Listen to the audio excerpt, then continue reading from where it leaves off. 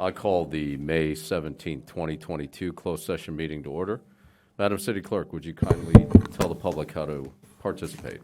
Thank you, Mayor. Tonight's meeting is available to the public in person. It is also broadcast on our government channels on Spectrum Channel 3 and ATT UVerse Channel 99 and online at fullerton.legistar.com. If the public would like to address council, of course, they can do it in person or they can do it virtually on Zoom by going to zoom.us/join or calling 1-669-900-9128. And the Zoom meeting ID is 978-4219-1797. And all that information and more detail is on the agenda. Thank you so much. Madam City Clerk, would you kindly call the roll? Mayor Jung. Present. Councilmember Dunlap. Here. Councilmember Zara. Here. And Mayor Pro Tem Whitaker and Councilmember Silva are not yet present. Very well. We'll now hear public comment on any closed session items. Seeing none in chambers, we'll go to Zoom. No comments in Zoom. Very well. We'll recess to closed session. Thank you, everyone.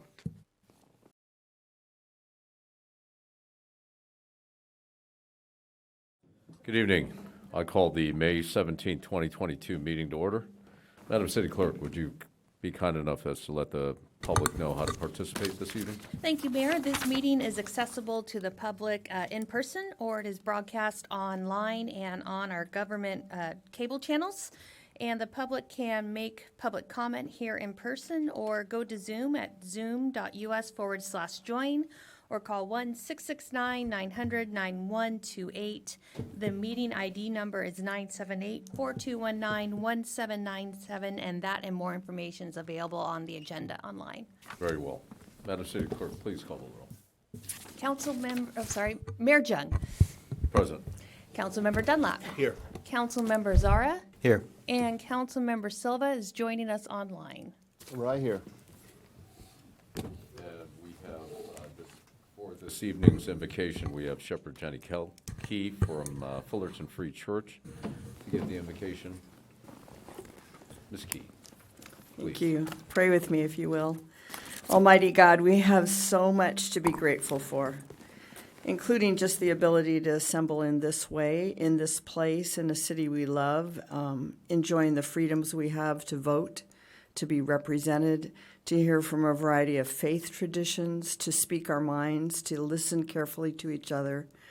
We're so grateful for that, Lord. Thank you for our new city manager, Eric Levitt. We have long awaited him, and he's been prayed for, and we're so glad he's in place. Will you give him the ability to thrive in that role?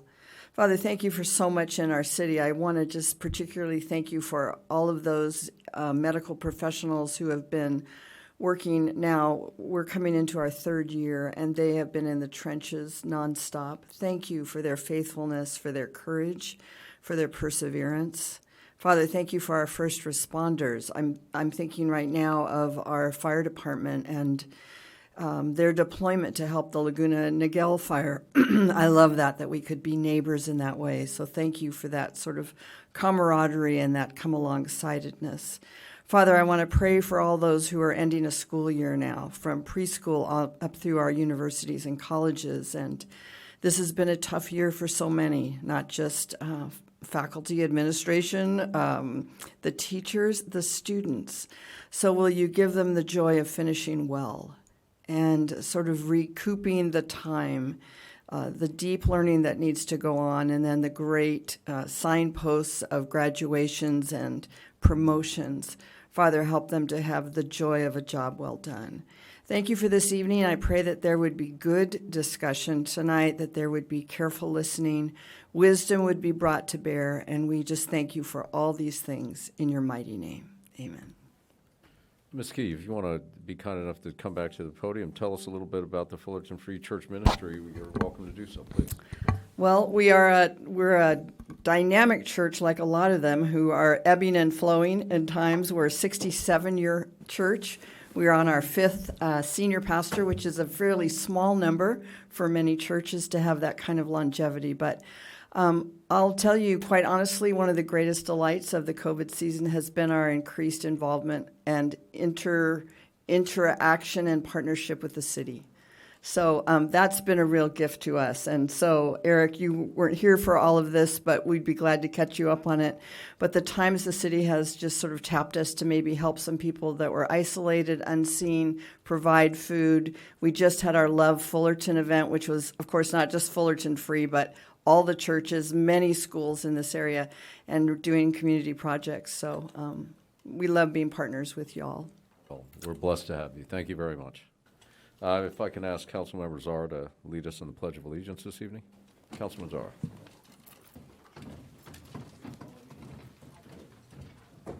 Pledge allegiance to the flag of the United States of America and to the republic for which it stands, one nation, under God, indivisible, with liberty and justice for all.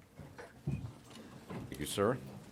Mr. City Attorney, do we have any closed session reports this evening? We do have a report out in the matter of Chen/Zhang versus the city of Fullerton, which is a water main rupture. The city has settled that case in the amount of $103,735.49, consistent with unanimous consent and approval by the city council. Thank you. And we'll now hear if any of council members have any ex parte communications to report. Any council members? No reports. We'll move on to the two presentations that we have this evening. One is the Asian American Pacific Islander Heritage Month Proclamation. It is May, and that is the month of Asian American Pacific Islander Heritage Month. I was fortunate enough to present this last year. I'm fortunate to be able to present this again.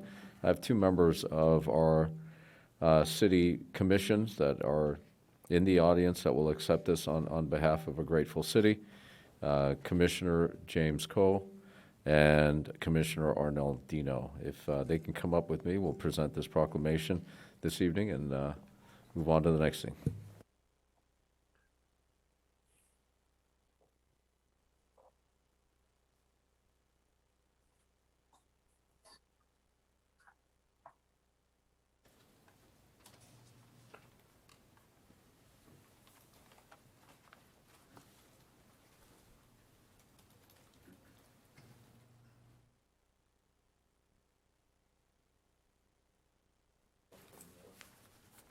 One from the Assembly as well, from Assemblywoman Quicksilver.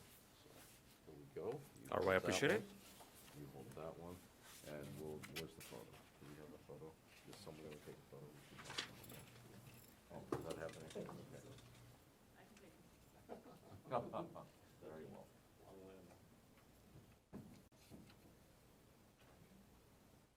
You have it? All right, perfect. Thank you very much. Go on. Yeah, appreciate that. Of course. Thank you. All right.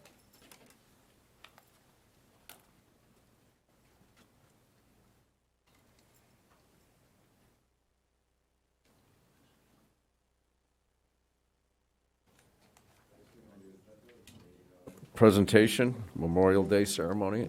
Yeah. Mr. Paul, how are you, sir? Thank you. Good evening. Go ahead, sir. Good evening, Mayor, council members, and city staff. My name is Ed Paul. I'm the coordinator of the American Veterans Memorial Association, which, together with the city of Fullerton and Loma Vista Memorial Park, put on the ceremony at Loma Vista every year. This will be number 84. The 82 and 83 were very limited to 10 people because of COVID, so this is our first full ceremony since 2019. It was started by the Chapman family in 1939 and is the oldest continuous ceremony in a civilian cemetery in the state of California. We've had great speakers in the past, including General Joe Dunford, who went on to become Commandant of the Marine Corps and Chairman of the Joint Chiefs of Staff. In 2010, after speaking, he said, "This ceremony is world-class and ranks with anything he has seen in the military." So we're very proud of that. Instead of an individual branch, because we haven't done anything in the last couple of years, we're honoring all veterans this year who have served. Our speaker will be Brigadier General David Smith.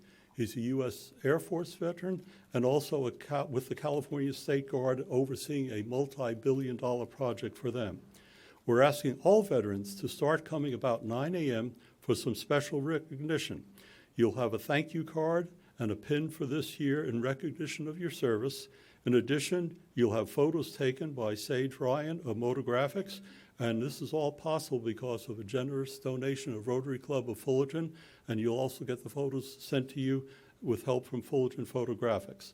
Mayor, you get the honor of starting the ceremony by presenting the POW MIA Rose, which is used to start these military ceremonies in recognition of the 80,000 still unaccounted for from all wars in the 20th and 21st century. The city police and fire departments participate every year. Lieutenant Bogart and the Color Guard raise the flag as well as do the gun salute. Our firefighter, paramedic Mitch Hasiki, firefighter of the year, he will lead the Pledge of Allegiance. We have participation from the Fulton Army and Troy Navy JROTC cadets, Fulton American Legion Post 142. Dave Dino and Kristen Romero, our two great vocalists, will be back again. My main purpose tonight is also to get the hundreds of volunteers necessary to make this happen over 3 days, Friday, May 27th, Saturday, May 28th, Tuesday, May 31st. On Friday, we have to pre-position 4,400 crosses and support equipment throughout the cemetery. So we can use pickup trucks and lots of help, but please do not bring any small children. This is not a place where you want a 7 or 8-year-old running around. There's too much going on. We get great help every year from the Public Works Department, the landscape crew. They do all the real heavy lifting that is necessary for this. On Saturday, May 28th, please get there before 8 a.m. if you want to place the flags and crosses. This is not anything like you see on national TV where they hand a volunteer 100 flags and send them down the line and they put one in front of every gravestone and they go home. We have 4,400 veteran graves randomly located among 33,000. So it's a big challenge to keep this up to date and to get it done properly. So we've developed 120 charts, each with 20 to 50 graves, and a team of 3 or 4 works best, but you can do it in 2 or more than that if you're a scout troop or something. So we welcome singles, families, children, groups, companies, all can come. We got great refreshments provided by Howmet Fastening Systems over on State College Boulevard, formerly Arconic. Rosie Gomez, the HR director, brings a team of volunteers from there, and they have a great spread, so that should hopefully encourage you to come as well. You should be done by 10 a.m., so it's not an all-day event, just a couple of hours. Monday, May 30th is the ceremony. All are welcome, but we caution you, come early for a parking space. Those of you who've been there before know Loma Vista's tough for parking anyway, but they've developed that area when you come into the park on the left side, so that used to hold a couple of hundred cars, that's gone. So we need to get you there early, carpool if at all possible. If all else fails, there's the city park across the street, but it's a little bit of a hike, but that's what we encourage you to get there as early as possible.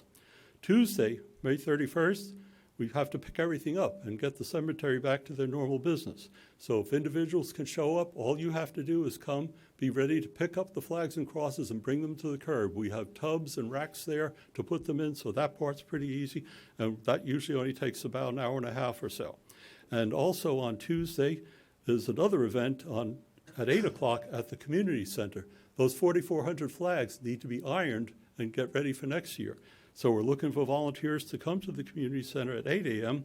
And guys, don't think that you're excluded from this because it's ironing. If we need you to iron, the training period is about 10 to 12 seconds. A 12 by 18 piece of cloth, it can be taught real easy. But there's a lot of lifting. Those flags there's 500 in a container, so they need some help on that to do the sorting and counting. So if you come there, we not only provide refreshments when you arrive, but we also provide lunch if that's any encouragement that's needed. Thank you for the opportunity to be here. If you see the slide there, it's got all the times when we need people. You can also visit our website, www.avmafullerton.org, and you can see all prior ceremony videos, pictures, and also that information that's up there. You left some flyers available, and I'll be happy to take any questions.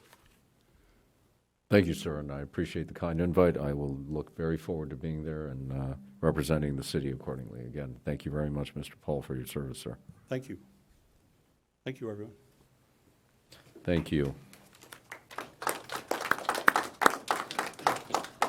With that, we're going to move on to public comments. Reminder that only city council members can pull consent calendar items, but you are welcome to ask. one of us to do that if you'd like. If those of our members of the public that wish to make comments, please start lining up at the mic to go ahead and do so. And while we're doing that, I'll have Madam City Clerk, do we have any members of the public on Zoom? We have no hands raised in Zoom. Very well. Good evening, Mr. Harris. Good evening, Mayor. One hand raised and real. My name is Todd Harrison, and I'm one of the endangered residents of the Rancho La Paz Mobile Home Park. Hello again, Mr. Mayor and council members, real or virtual. The crowd behind me tonight does not include my usual cheering section of fellow Rancho La Paz members. Most of them are at the Anaheim, watching the festivities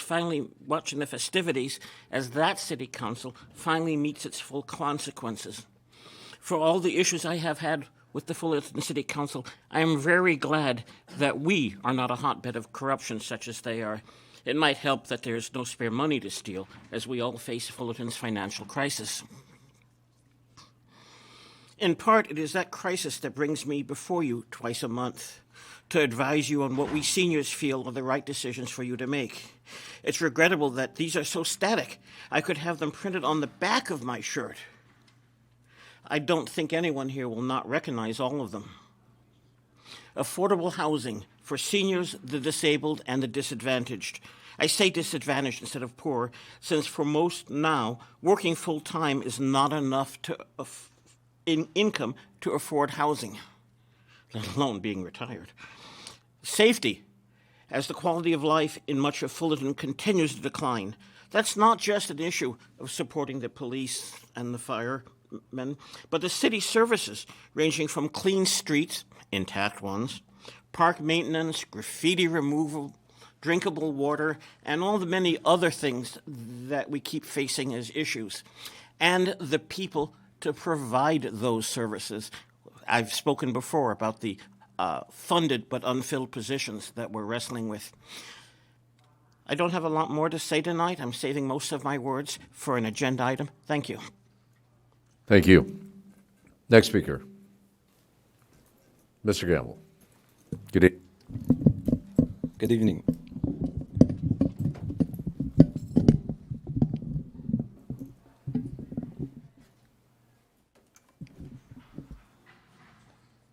Good evening, Mr. Mayor, City Council. My name is Curtis Gamble, activist for the homeless and the veterans. I'm just going to read off what I have here. This evening, I would like to share with you my thoughts on the Fullerton homeless and veterans community. On May the 11th, the Fullerton Observer came out this month with the 2020 point-in-time count.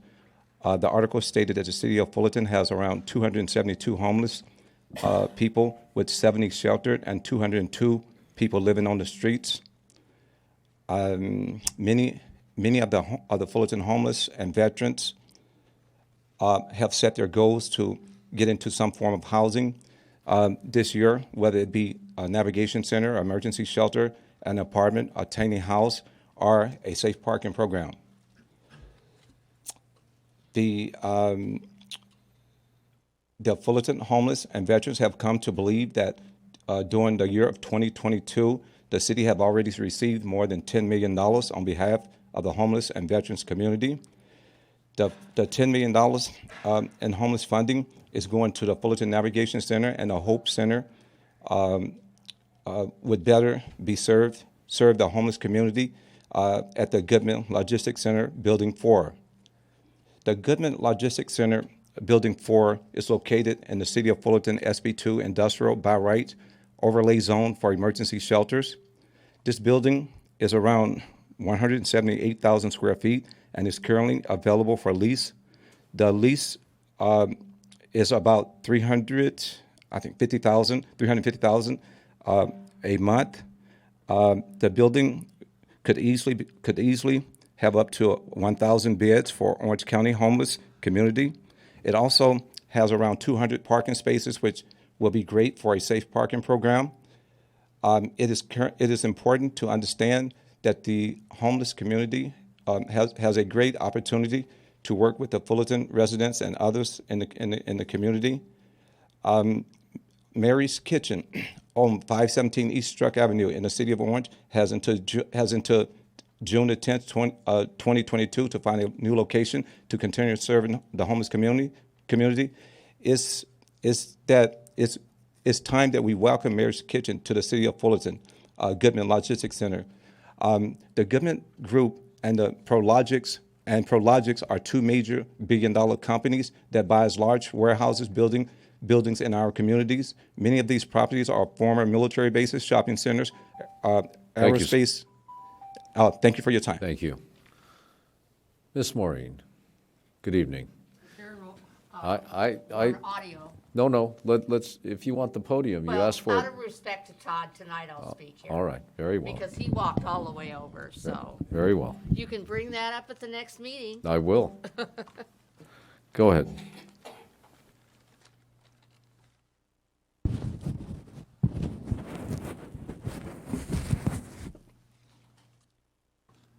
Tonight, I'd like to speak on 3 items if I have time. The first, I want to welcome the new city manager. I do hope he will enjoy his time here and be an asset to our city. When public comments and other situations are aired for ideas, help, suggestions, compliments, or complaints, I hope you'll be able to respond with info on what can be done or what can't be done because of the Brown Act, or where to go to get where to go for help. Like all employees of the city of Fullerton, he is here to be used, but not abused. I wish you all the best. And my second thing is, I believe it's Public Works Week still. I want to compliment Public Works for every time they are called to respond to a problem on our city streets. I mean, I've called, and a day or two later, they're fixing it. And I really, really appreciate that. It may not be a permanent fix, but it's a Band-Aid, and a Band-Aid is better than nothing. The third thing is the Boy Scout troop that's celebrating their 100th anniversary here in Fullerton is having a taco dinner, and I'm sorry that they don't want people that don't have access to the internet there, because they only put, for information, they only put an email, and that hurts because I would love to go. It was only $10, and I can afford to support that, and I really would like to have the number to call and reserve a space. And I thank you so very much, and I hope you have a good meeting tonight and a successful one. Thank you. Thank you. Next comment, please. You help me out to put it up. Okay, how you put it on? There, got it? Yes. So, good evening, Mayor, members of the council. I'm here, Eklet Nunzi, a long-term resident of Fullerton. I'm here to very grateful to our councilman Amat Sara and Councilman Silva, because they were at the our community forum that was on May 4th. Thank you so much to our police department, Capitan Reyes, Capitan Arana, our wonderful Paulette Chafee.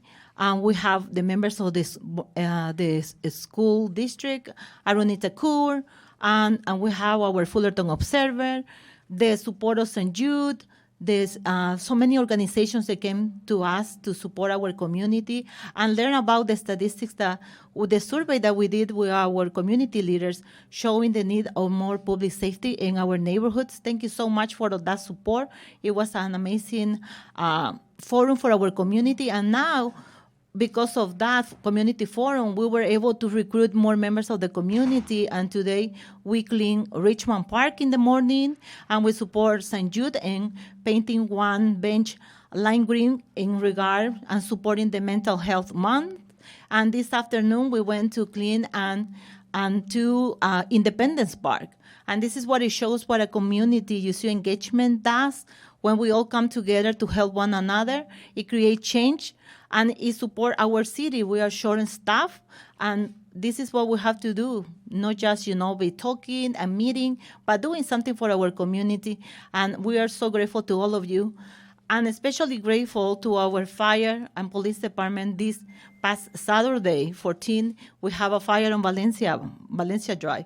It was really bad, and we see, the unity of our county. We saw fire trucks from Placencia, from Anaheim. They all came together.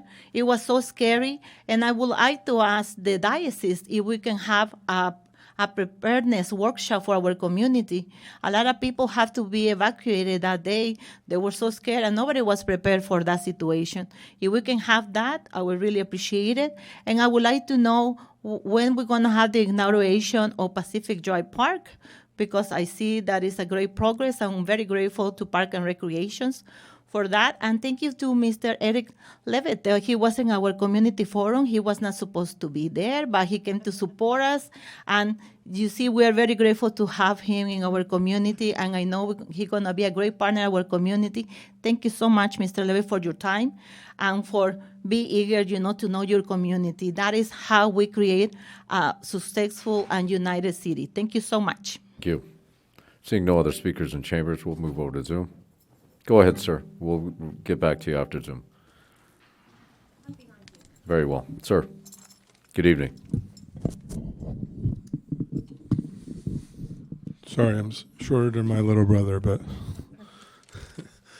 good evening, honorable council members, honorable Mayor John. I wanted to thank you for the opportunity to speak tonight. My name is Ryan Farsai.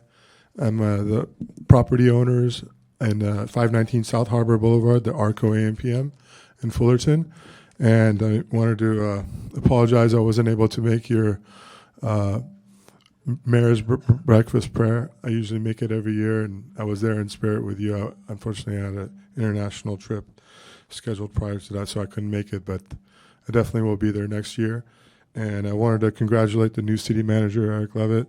The city's been having a lot of problems since election night 2016 November, and so we're looking forward to your leadership, and welcome to Southern California, and welcome to the city of Fullerton.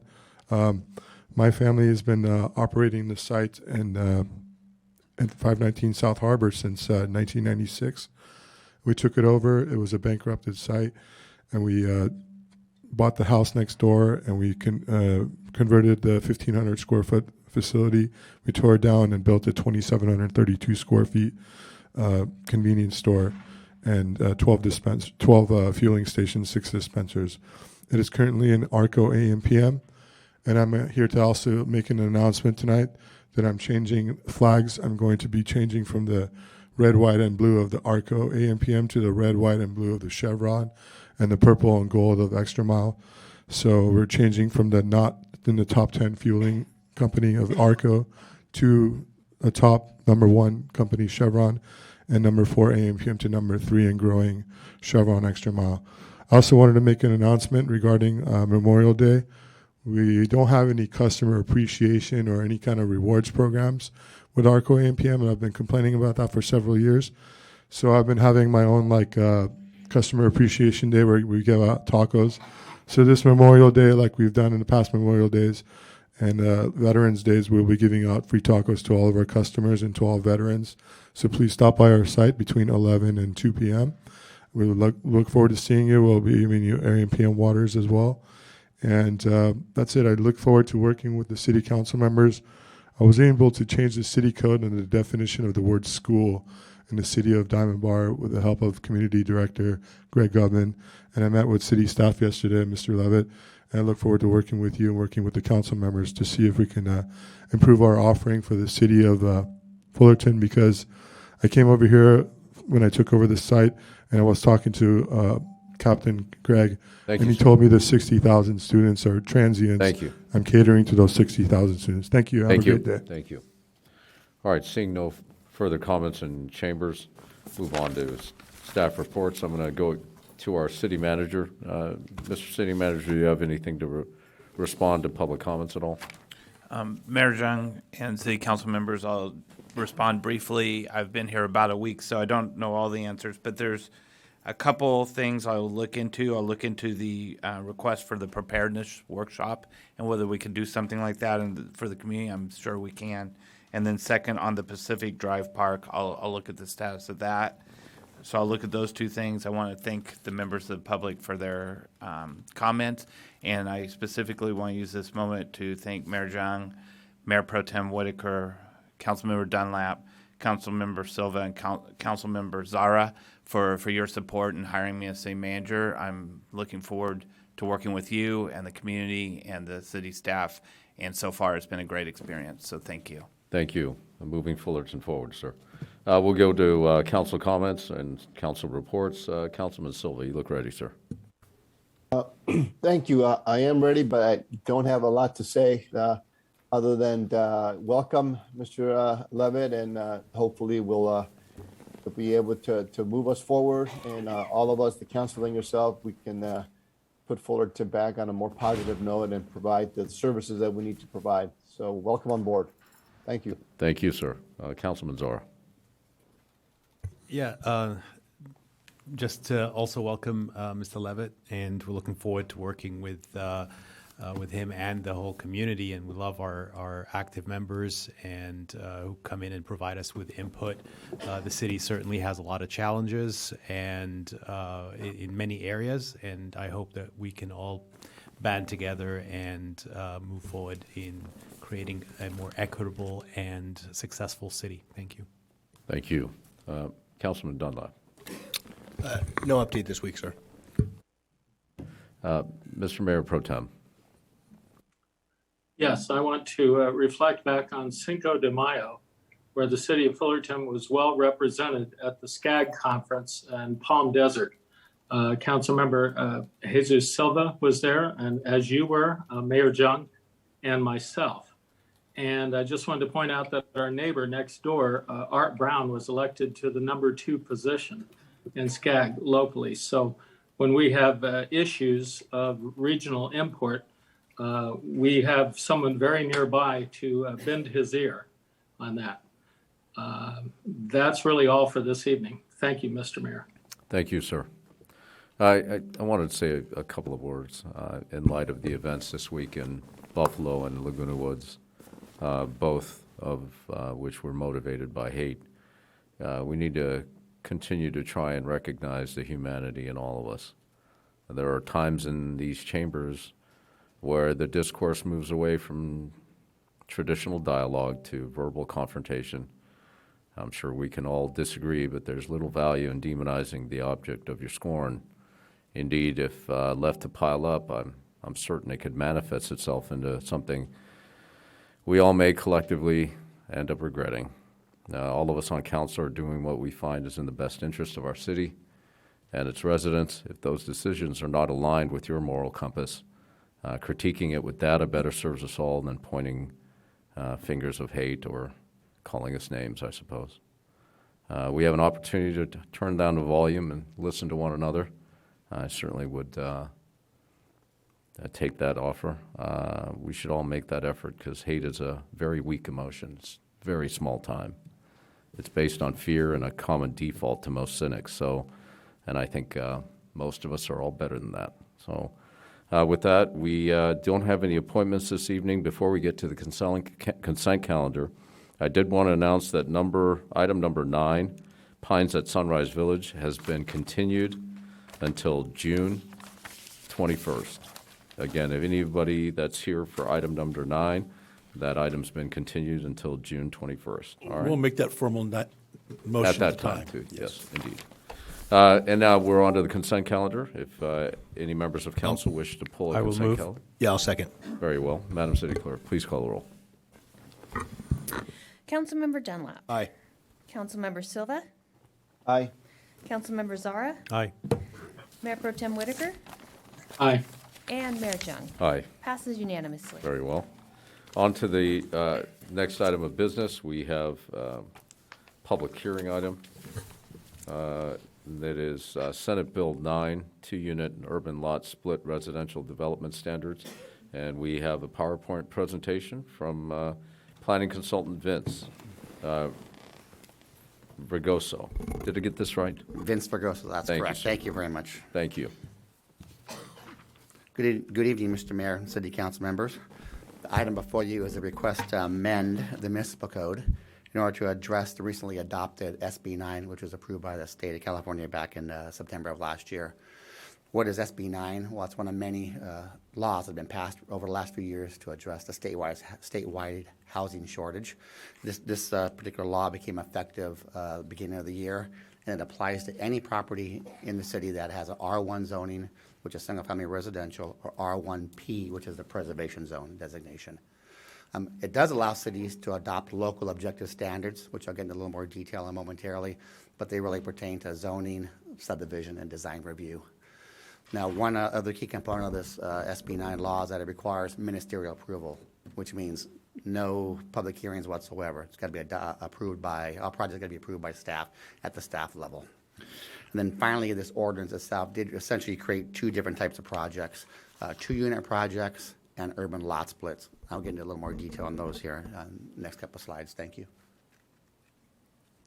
So the first one I mentioned there, the first component of SB 9 is the 2-unit project. What it basically does is it allows a single-family lot right now that you can have one house on it, then I'll have two primary houses on that property. Again, ministerial process, no hearings involved, must allow a minimum unit size of 800 square feet. This law establishes a minimum parking requirement of only one space per unit, which can be waived under certain conditions. And then it also reduces the setback requirements to 4 feet along the side and the rear. Just a quick question to clarify. You said it now will have 2 units, but or would allow for 2 units. Would allow for 2 units. Right. That is based on the options of the property owner, right? Right. Would have that ability to make the determination. Yes. Okay. The other component of the SB 9 is the urban lot split, which basically now allows a single-family lot, which can't be subdivided right now because Fullerton has certain minimum lot size requirements. But now this SB 9 says that any single-family lot can now subdivide their property into 2. Again, a ministerial process, where currently you have to go to a parcel map, which requires a discretionary review. Now it's saying the state law says that, sorry, it's a ministerial process. But it does have a couple of standards in there. One is that the lot has to be at least 1,200 square feet in one of those 2 lots, and you have to have a 60-40 subdivision here. So if you look at those 2 examples, if you have a 20,000 square foot lot, you can have a 8,000 square foot up to 12,000 square feet essentially with that 60-40 ratio. But you can't take a 20,000 square foot lot, take a small sliver on the side of 2,000 and then say it's a lot. It prohibits that kind of action from occurring. So we do have some guidelines for those urban lot splits. So one thing I mentioned earlier is that we have the ability to require local objective standards. And that's really where the meat of the ordinance before you is at. Or most of that ordinance that you have before you is a lot of, it just repeats repetitive state law. The objective standards, the local standards are what we can really focus on and drill down on.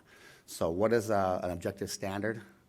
Well, basically one here that doesn't require any personal or subjective judgment by a public official like staff, and verifiable by reference. So what does all that mean essentially? It's got to be measurable. You got to be able to measure it. So for an example, a subjective one is that the building must comply with the adjacent building on the same property. So what does that mean? Is that architecture? Is it materials? Is it roof? Is it windows? That's very subjective. But objective is the roof pitch has to be consistent with the house on there. Roof pitches have defined numbers. For instance, a standard roof pitch is 412. So if that house on this current property is 412, then this new unit has to match that same 412 roof pitch. That's an objective standard. So as we go into these local standards that Fullerton's going to adopt, there's some that apply to both 2-unit projects and the urban lot splits. So again, the zoning's got to be an R1 designated property. We can require an application process. We can require grading plans with a specific checklist. We can require utilities, separate utility hookups for each unit, which we are, and then we can also require that they comply with fire protection standards. So all those are standards that we have proposed for you this evening. Now, what we can also do for the 2-unit developments there, we can have development and design standards. And those are things that are also going to be measurable, such as number of units, the quantity, the unit size. Our proposal tonight is 800 square feet is the biggest unit you can have. You can go as low as what the state law allows for a habitable space, which I believe is 220 square feet, up to 800 square feet, but no more. We can adopt height standards, which we're proposing tonight. Separation, we want separation between structures that would allow our police and fire to kind of go through these corridors there, as well as some fire protection involved. Lot coverage. The bottom two there, open space and landscaping, those were added by the Planning Commission, or amended by the Planning Commission at the meetings that we had back in March and April. So as far as open space, Planning Commission felt that we should require open space for these SB9 projects, the same way we require open space for R1 projects, which is 200 square feet per bedroom. So that's the proposal before you this evening. And the other issue that Planning Commission had was when they have these SB9 projects, and any project, what we typically get is pretty much basic, simple landscaping, small trees, small shrubs, ground covers. So they have some provisions in the code before you that requires upgraded landscaping, more mature landscaping. Question, Mr. Mayor, if I may. Go ahead, please. Can you go back to the previous slide, please? Yeah, so on the quantity, can you elaborate on that? I mean, I thought that they could build two, what is it, four units total in their lot, but they split it? So, yeah, under the current code, you can have up to 3 units on a property right now. And you can have the house, typical house, you can have an ADU, accessory unit, you can have a junior accessory dwelling unit. Under this proposal, SB9, you can have up to 4 units on a piece of property. And there's a slide that covers that in a minute. So essentially 2 primary units, an ADU and a JADU. And then if you lot split it, the lot split property can only have 2 units maximum. So we can restrict that to the number of 2 units at the most on any property that has an urban lot split. They would not be able to do an ADU or JADU on those properties. So we have the ability to control the number of units on those urban lot split properties. Thank you. So that goes counter to what you stated, that this ordinance is not going to prohibit housing to go up. So in essence, we're lowering the quantity of units a landowner, a property owner can build. Next slide kind of covers that. All right, then. So before we go to the next slide, let me go back here. And then on the open space, 200 square foot, right? I mean, I understand we want some open space, but is that not also limiting the amount of square footage a property owner can put on his housing square footage can put on his lot if you're requiring so much or a certain number of open space and so forth? Sure, good question.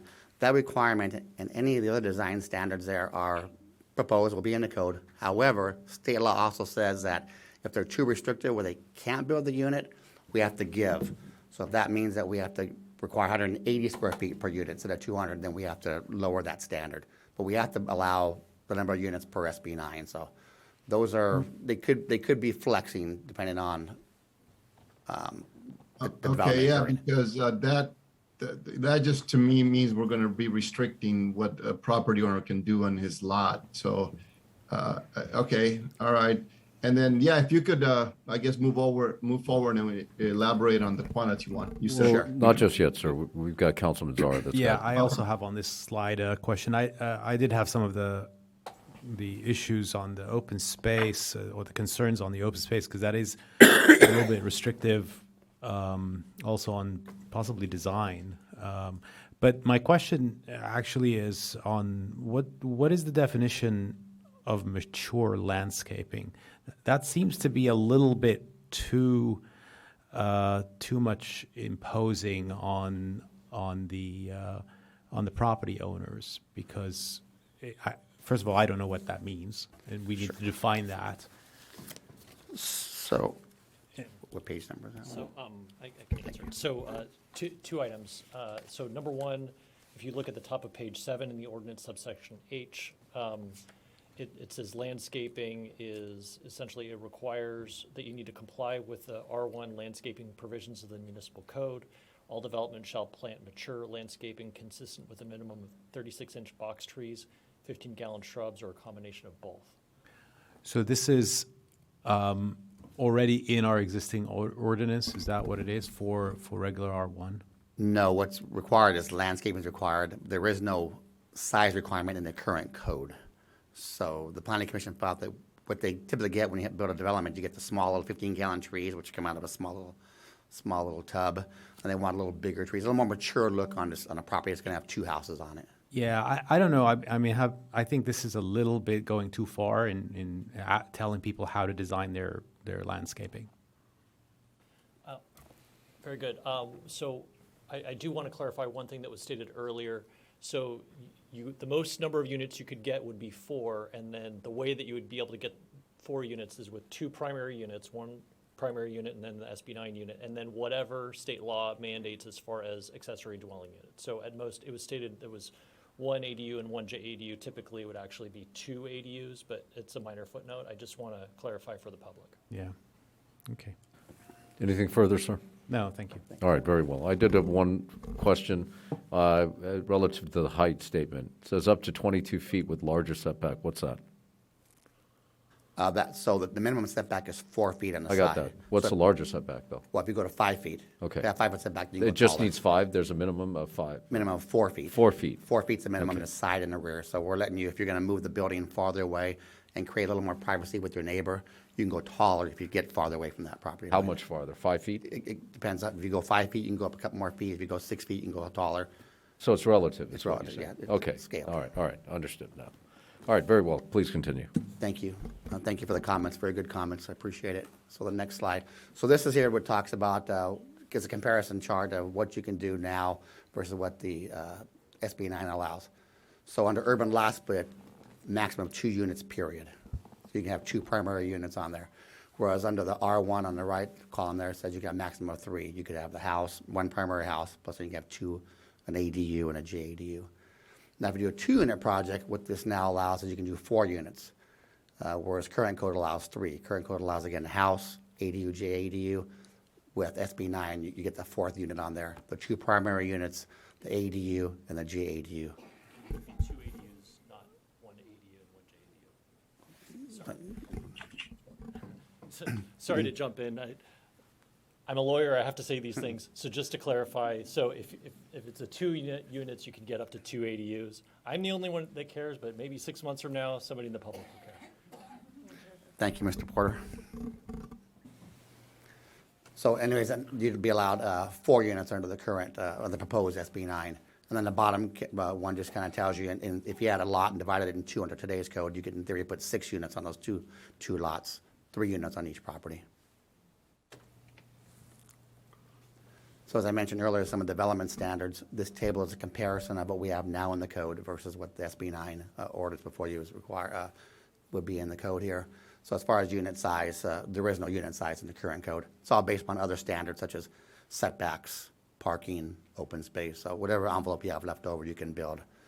And then under SB9, our proposal tonight, it's 800 square foot maximum unit. Parking, the current code requires 2 parking spaces per unit. SB9 says 1, but you can go down to 0 if you're within a half-mile walking distance of a high transit corridor or a major bus stop, or if you're within 1 block of a car share vehicle. So if you're under those exceptions, and you could have 0 parking spaces on these SB9 projects. Again, our setbacks under R1 right now, 5 to 15 feet in side and rear, and again, the state law says 4 feet. They can go down to 4 feet. Then we have maximum height, still allowing 2 stories. Then our maximum coverage is 40% proposal here before you this evening. And again, if the units, they put the units on there and they have to go and say 42% coverage, we have to allow them to put those units on there. Now, SB9 does have some exceptions in the code there. For instance, if you're in a fire zone, if you're in a habitat conservation land that's designated, you cannot build on an SB9 project. If your proposal includes demolishing 25% of an existing structure in order to accommodate SB9 projects, you can't build on there. If the property is affordable, designated as affordable, has a covenant on it, or if it's rental housing, you cannot build on SB9 project. And then finally, on the bottom one, if you're an historic property. So if you're designated within a historic landmark in the city, or if you have an R1P designation, then you cannot build an SB9 project on your property. And, sir, just to clarify, these are already built into the SB9 law? These are built into law already, yes, that's correct. And then part of the proposal, as I mentioned earlier, was a ministerial process. So currently, our parcel map process is discretionary, which means it's got to do a public hearing, got to put a staff report together, it's got to be reviewed by several people. Now with this ministerial process, we're able to streamline that process. And when we turned around and did a workflow there, we've factored in that 50% of the cost of our current parcel map fee would be appropriate for a urban lot split. So part of the proposal this evening, one of the actions is that we adopt a new fee for this urban lot split, and essentially it's 50% of the current map fee. As far as the 2-unit projects, we have a fee in place already to review projects, whether we review single-family houses or ADUs. We have a fee. This is the same process, so we're saying that there's no fee change with that project. So as I mentioned earlier, the Planning Commission, they had 2 meetings on this project, in March and in April, and they recommended that the City Council make changes to Title 15, which is zoning, and Title 16, which is a subdivision ordinance, as modified with the modifications, as I mentioned, about the open space and the landscaping. They also asked for this body to direct staff to work on a citywide inclusionary housing ordinance. They felt that if the purpose of this SB9 is to create affordable housing in the state and in the city, that we should have some kind of teeth behind us. So they asked that the City Council look into directing staff to work on an inclusionary housing ordinance that would require affordable housing. And then finally, they also asked that we take a look at our historic preservation code sections to make sure that it provides more teeth for the historic preservation parts of our code, so those properties are designated with the preservation designation can be protected. That section of the code hasn't been changed in many years, so probably a good idea to go back and take a look at it and start updating it. And with that, the recommendation before you this evening is to amend Title 15 and 16 of the code, as well as adopt a new fee for the urban lot split. That concludes my presentation. Mr. Porter here you know him, and he's here to answer any questions as well. Very well, thank you. Councilman Silva, do you have any comments or questions, sir? Yeah, just a clarification again on the open space, the 200 square feet per bedroom. So you're saying right now that SB 9 allows us to do 160, but we want to do 200? Is that what I heard, or? SB 9 is silent on open space. Silent, so it's one of our local standards. And for reference, in our code right now, R1 properties have to provide 200 square feet per unit. Okay, so 200, okay. And then, and so I guess I misunderstood the quantity. So again, we're going to follow SB 9 and allow the property owner to build to max out on whatever SB 9 says, right? That's this correct. Quantity is not going to impact that, because that's what I understood the first time around. But I was incorrect, correct? Correct. Correct, Okay. You were incorrect, Chris. All right, very good, thank you. Thank you. All right, that's it for right now, Mr. All right, Mayor. very well, sir. Councilman Czar. Yes, thank you. So I know that a lot of folks don't necessarily like this particular state law, but obviously we have to manage it, and I appreciate the work that went into this. What I want to make sure, because I know originally this came as an urgency ordinance, and since then obviously a lot of details has been added and has been vetted out properly. Urgency ordinance that were adopted, I think some of them got challenged by the state. My question here is that do we expect any challenges with the state interpret certain things differently than what we have here, and then also, especially on some of the vague things, items like the 200 square foot per unit. Do you think that there is room for us to modify this if the state starts expanding a little bit more on some of these vague items? So number one, as drafted, I think the ordinance does comply with applicable law. There previously was a question, but is no longer a question. When this was before the Planning Commission, there was a concern that maybe there's a provision in the ordinance that refers to the historic preservation requirements. You may be familiar with what I'm referring to. Right now, we're saying you cannot build an SB 9 unit if it would violate our historic standards. And there's state law, the Attorney General had previously issued an opinion saying that, nope, that interpretation is incorrect. A city that has a landmark district cannot enforce that. That the Attorney General has recently blessed Pasadena's ordinance that has exactly that. So that is no longer a concern. That has changed in the last few weeks. So that stated, so I don't think that there's a particular concern, because in each one of these instances where there might be a concern, we have the carve out that says, but no matter what, you can still get your 800 square foot unit.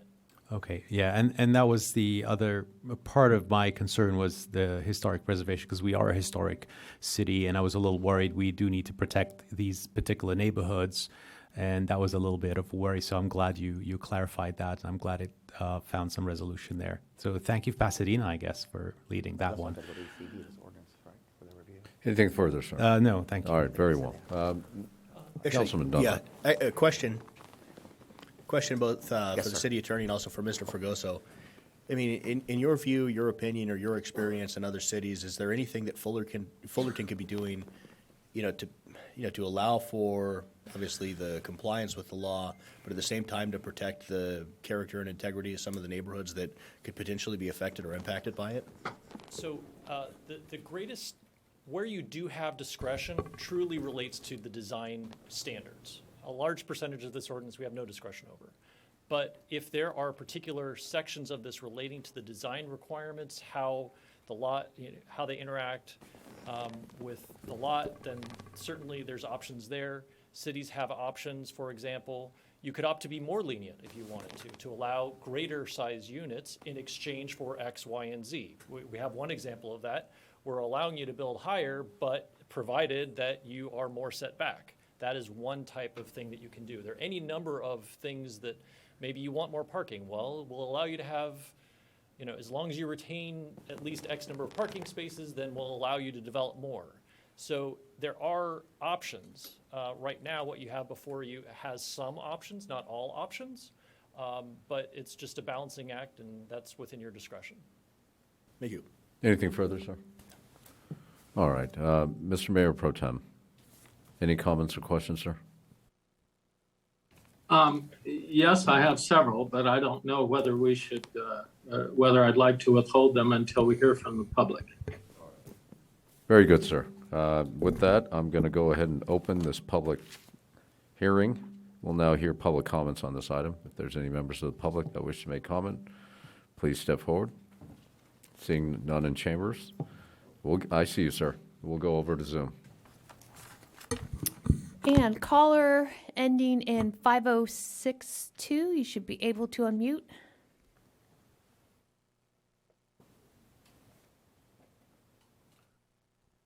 Caller ending 5062. Yes, hello? Yeah, we can hear you. Yes, you can hear me? Okay, good. My name is Sam Andriano, and I would like to make a comment about the issue that affordable housing was mentioned under the SB 9 proposal.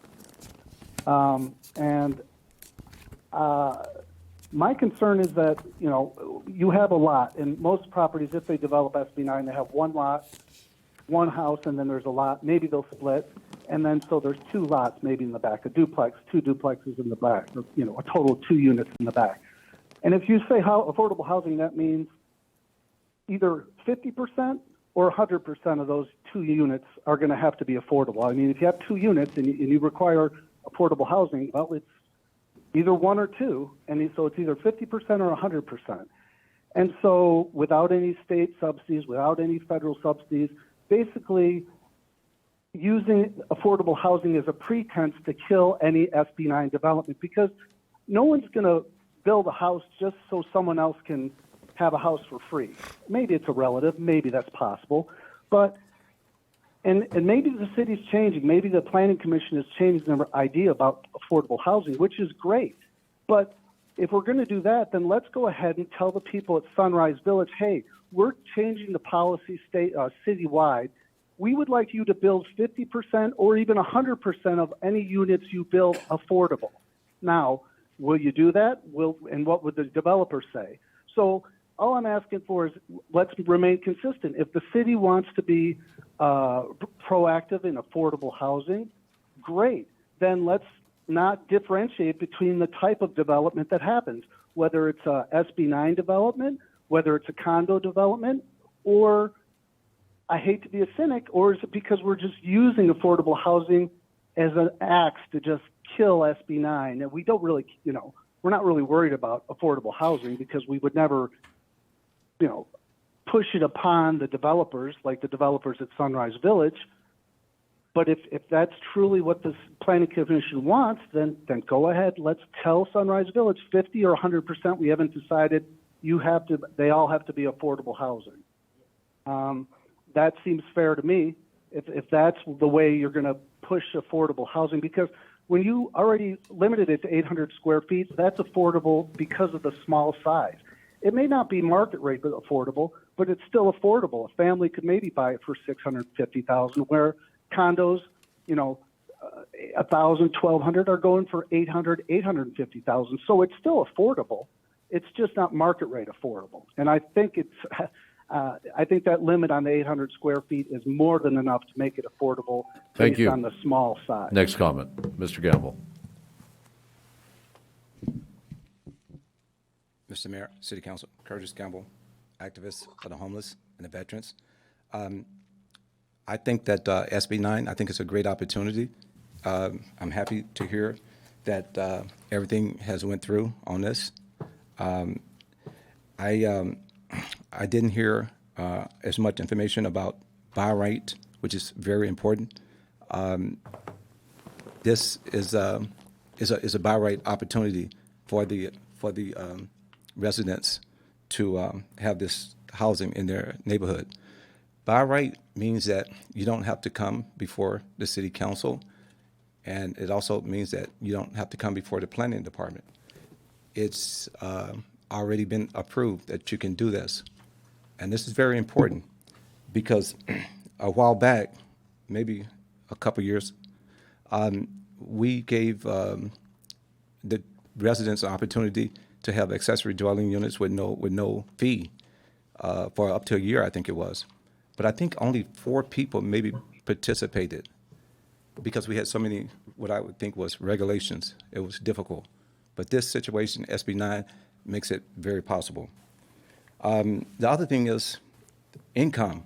It allows the residents to have an opportunity to generate income for their families, which is very important. So again, I'm very happy about that. With the not only just income, but you can also have your family members to live on the property. You can have anyone to be on the property now. The college students can have a place to stay now. They don't have to necessarily leave home. They can have their home in the backyard now, or on the side of the garage, or it's many different opportunities. And the reason I'm really excited about this too is because I was a former OCTA bus driver for 14 years, and the OCTA bus drivers they live like 20, 30 miles from here. They work in the city of Fullerton, but live so far because they could afford nothing. So this gives them a great opportunity, and all other workers. And I think that's about it. Oh, and we should focus on. I want to understand, what does shipping containers and tiny homes mean to Orange County? Because I noticed that they're doing that a lot in LA, but I haven't heard any words on those. So if you could share with that something on that would be helpful. Thank you very much. Thank you. Ms. Milton. Thank you, dear.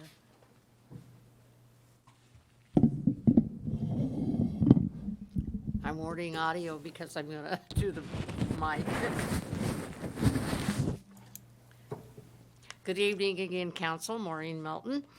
I am asking if these added homes are going to be built in a manner that are handicap accessible, handicap usable, and mobily usable, also mobily challenged. The reason why I say this is because my home, built in 1968, was on a multi-thousand square foot house, was so handicap accessible, and there wasn't even such a thing as ADA in 1968.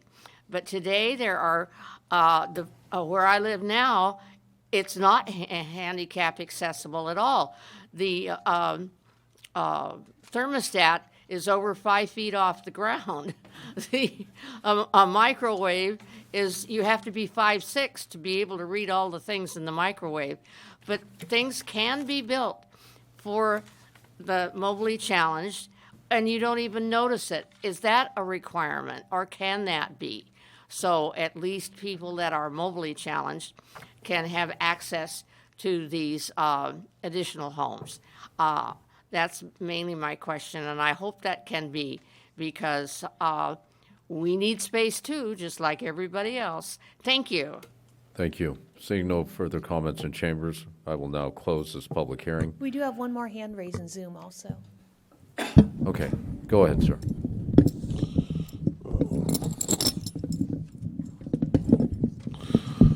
Sorry about that. Thank you for letting me speak again, honorable council members. I am actually an investor in a company that makes modular shipping container homes for homeless, and we work with certain cities in Northern California. We actually had a demo unit in downtown LA, and Mayor Garcetti visited it several times. One of the reasons that they're actually doing this is because these are the new standard for addressing homelessness, and it's less costly. And the benefits of it is that once they set the mobile home, they can only move it. Let's say 50 years from now, they want to use that property for something else. These things are modular. They can just pick it up and move it somewhere else, and they won't lose the investment of the traditional construction for housing for homeless people. This is much more prevalent in higher density cities. So a city like Fullerton is not as high density as like a San Francisco or a New York or Los Angeles, but that's why it's being brought to us by the governor's office. Thank you. Thank you. We'll go to the comment on Zoom. And Ann Greed, you should be able to unmute.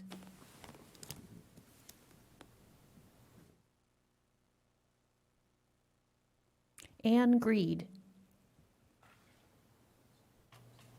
Okay, we'll return to Zoom if we have to later, I suppose. We'll now close this public hearing, bring this back to council. Anybody want to start with questions or comments? Councilman Zara, I see you ready. Sure, thank you very much. I do have just a quick follow-up question for our attorney, if possible.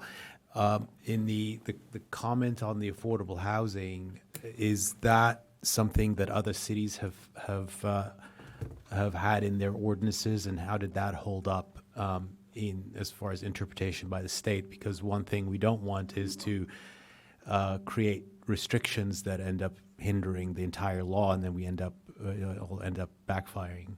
Absolutely. So first of all, to clarify, this ordinance that is before you does not include an affordability requirement.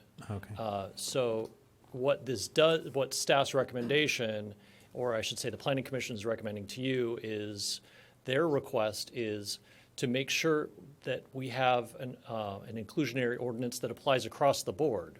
So rather than targeting only SB 9 units, that we think about this in a comprehensive manner. How do we want this ordinance to apply, and for all of these different types of units, in what instances do we want to allow it, and what instances would we not want to allow it? There are various regulations that limit our ability to require affordable housing. So for example, if we mandated 100% of units be affordable, that might effectively prohibit the creation of units.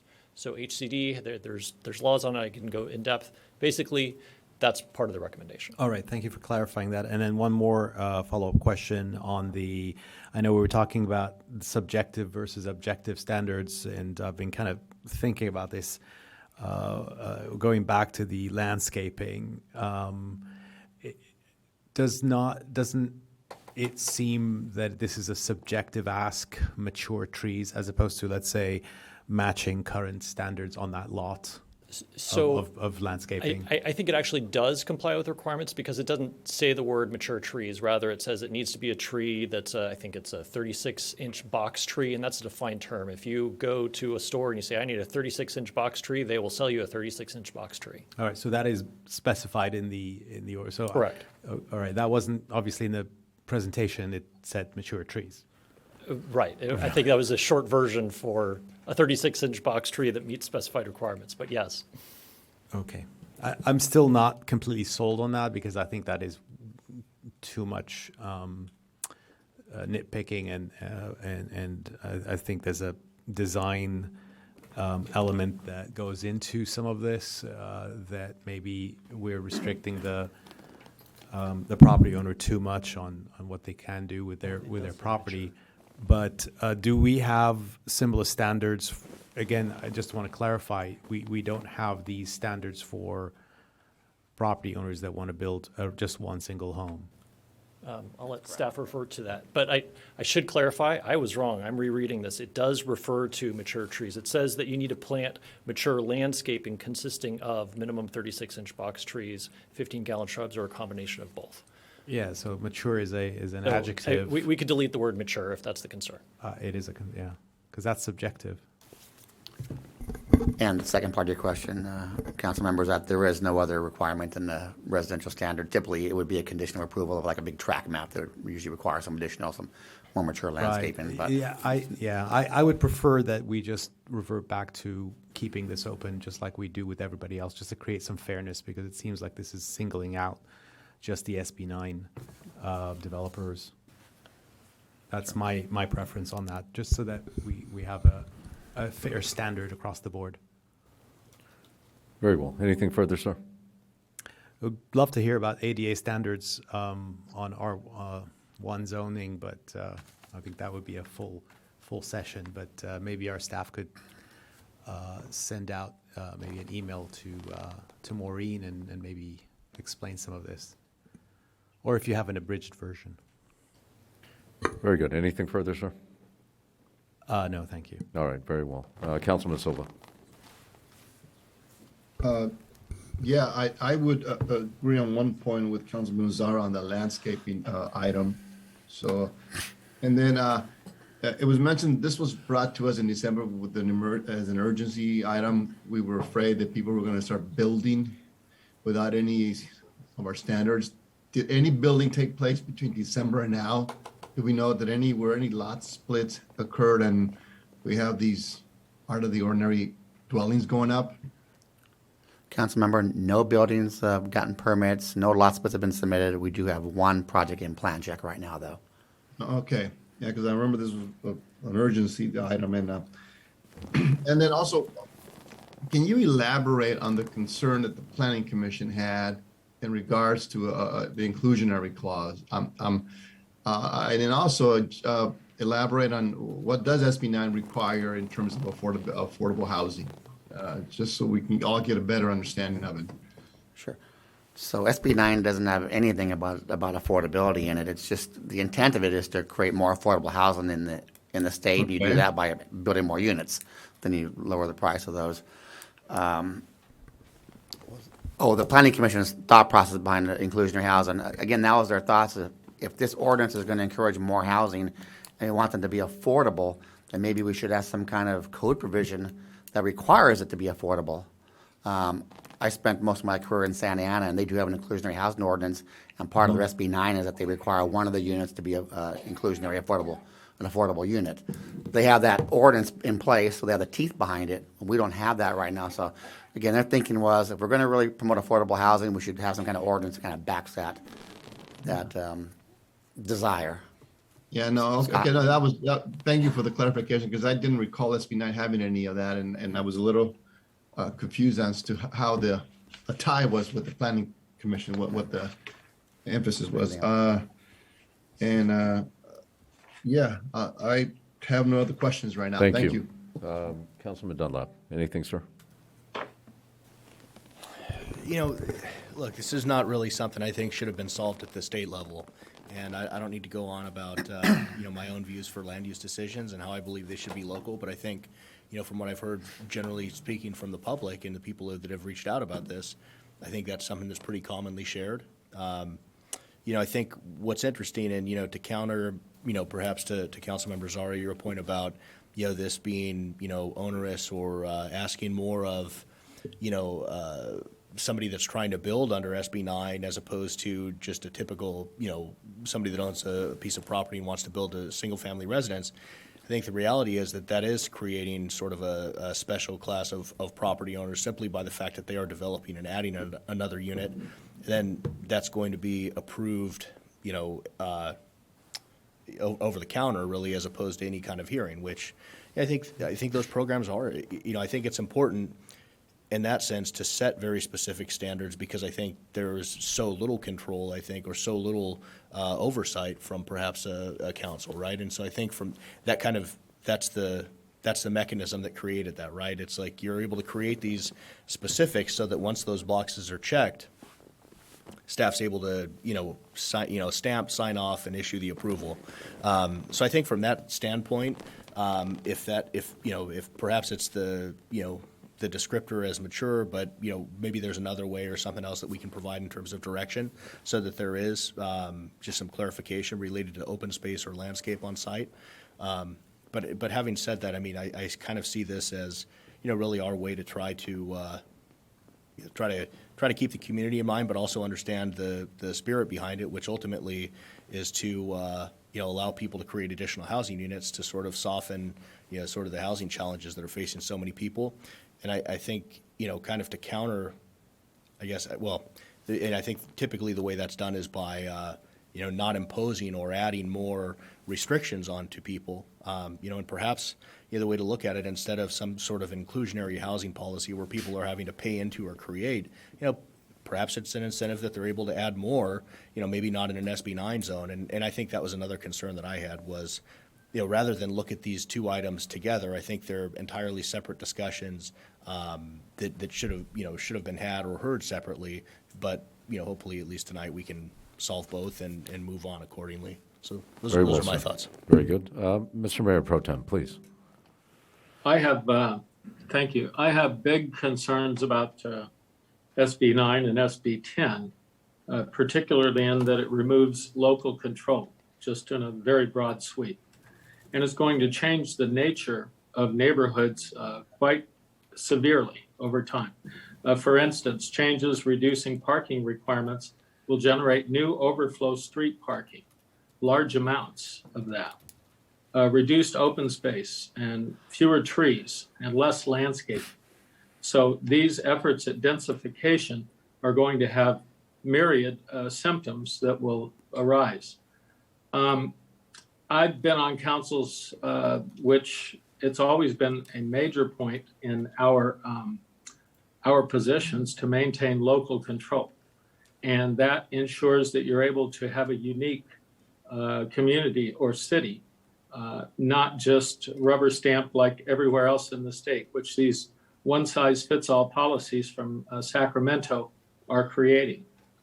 It's a simplistic idea, in my opinion, which is the only reason real estate prices are going up is because of supply and demand. There is a value equation involved here. In California, quantity increases in new residential units have not resulted in reductions of real estate cost. It actually has resulted in paying about the same amount for less. And this will do that as well. In Fullerton, we already had a very broad expansion of ADUs in the city, which allows needed infill and higher density in Fullerton. Now, these new state bills are going to piggyback onto that in such a way that many existing property owners are going to have difficulties with the results and with what their neighbors are doing. But I wanted to say one more time, the strategy of build it and housing costs will drop has not worked ever in California. And I suspect that will be the case here too. It's just that consumers are going to receive so much less for their money. They'll have less space, less open space. Children won't have places to play. There's less parking availability. The neighborhoods are going to become cramped. The ergonomics are going to be much more difficult. Now, I know that there are members on this council that want to absolutely urbanize areas like Orange County, which have been suburban areas. This will certainly put us on a fast track for that. So as far as the last part of it is, as a city, we have difficulty maintaining infrastructure now. As we increase densities of this sort, where on so many R1 lots throughout the city, now we have multiple families occupying that same space, it's going to be a very severe crimp on infrastructure of all sorts. So once again, I think local control to some extent maintains the diversity in our state. It allows for strata of living conditions that meet all levels and all demands. And what we're doing here is basically a gold rush, mostly for developers and development, which is going to result in most of us paying about the same amount or maybe even more at market rates and receiving much less over time. So in my opinion, these are not pro-consumer bills at all. And I appreciate what our staff has done to try to work with some ways of preventing some of the largest damages to be done. So I know there's been a lot of effort by the Planning Commission and also our staff on that, and I appreciate that.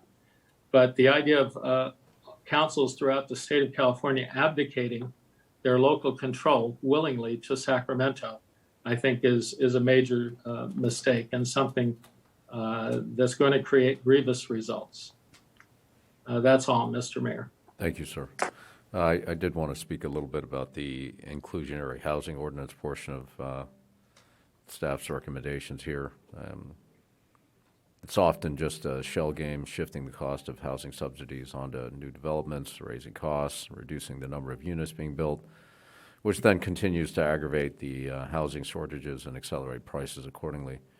I think by having any kind of inclusionary housing ordinance like this, we're putting our finger on the scale as a government in policies that amount to, no more than overreach as far as I'm concerned. I think we all have to keep our eye on the collective ball on what's important. We should have meaningful discussions about how to expedite the permitting process to make the costs cheaper for developers so they can pass those savings on to the buyers accordingly, perhaps even awarding for density bonuses like Councilman Dunlap had mentioned, and not paltry policies that only take up staff time and limit Fullerton's growth and modernization. So I'm grateful to staff for coming up with something in the time frame that they did, where we can kind of maintain some level of local control. But again, I'm not supportive of the citywide inclusionary housing ordinance. Thank you. Any other comments from council? Yes, sir. Yeah, Mr. Mayor, Go ahead, if sir. I may. So I just wanted to, again, I don't want this to be a commercial against the state. This is not what this discussion is about. This is a discussion about creating an objective law in our city that meets the new state laws. So I think, let's not be hyperbolic and let's not be create scare tactics about what our city is going to look like. The law, you can have one thought about it or the other. That is neither here nor there. What we need to do is look at this from a logical point of view. We have a city that we all love. We do need housing, so this is the state's response, and our response is to look at our city and how we can accommodate for that the best way we can to protect, most importantly, our historic neighborhoods. That is a priority, and I don't know anybody on this council who is pushing for urbanization. I've never really heard that as a statement from anyone here. What we all want is to make sure that we have affordability and we have enough housing for our future generations and for the current generations, for that matter. I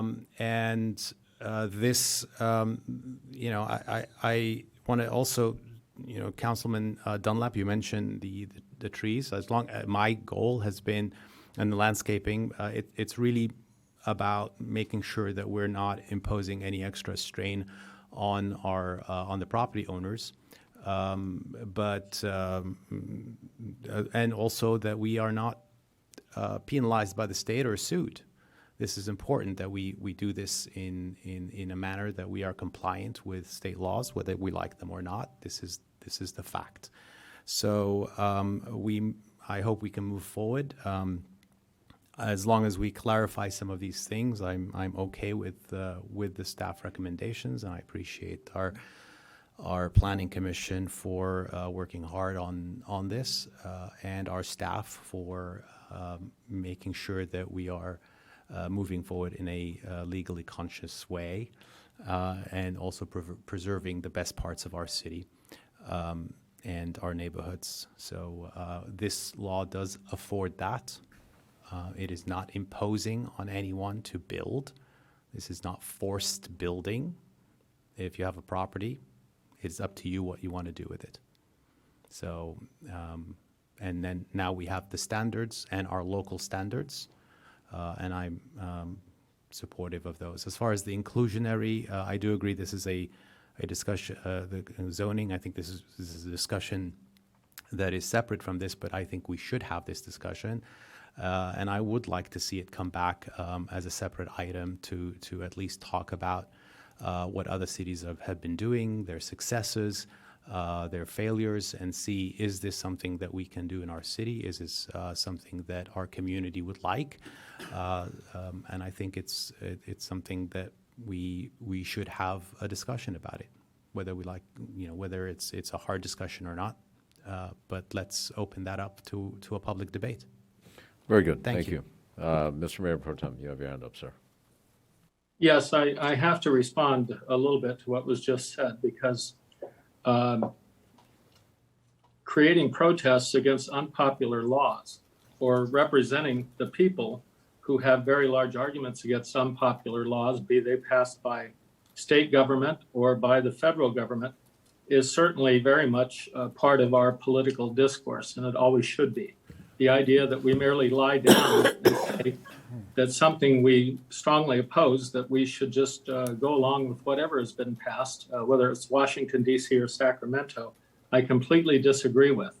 But I want to point out that in this last year, the state of California lost population, the first time in our history that's ever happened. And we have a state government embarking on a huge building program at that same time. As the economy is teetering in a very bad position right now, it seems to me that this stepping on the accelerator is not only not necessary, but it may be very unwise as well. So, Mr. Zara, I appreciate what you're saying, but please don't try to confine what discourse I'm providing in this conversation. Thank you. Very well, sir. Mr. Mayor, my name was invoked, even though I didn't invoke anyone's name, but if I may respond to that. Let's move on to just a motion and a second, sir. I don't know that. I'd like you to be magnanimous here, sir. I realize your name was invoked, but if I may, sir. All right. If I may, I will move the recommendation. Very well. Thank you. Is there a second? So just clarification, and I might second it. So we're moving off recommendation 1, 2, and 3, which requires staff to bring back a separate item for inclusionary clause, housing. Based upon the motion that was before you. That's the motion that Mr. Zara is making. Yes. You can second that motion, sir. I'm not in support of the inclusionary housing element, but you're welcome to do that, sir. Yes. All right. And I also want to comment that I'm glad we're moving from bickering with each other, because in the past, this council has had a history of a name being invoked and everyone responding. Thank you. Again, that's a good move, because there's been quite a number of individuals who have seem to have disliked each other, and we're always going back and forth. So I'm glad we're moving in a different direction. And the reality is that this SB 9 was passed because we're not local cities are not a lot of local cities are not willing to help with the shortage of housing that we have in California, and whether or not that's one of the reasons we're losing people.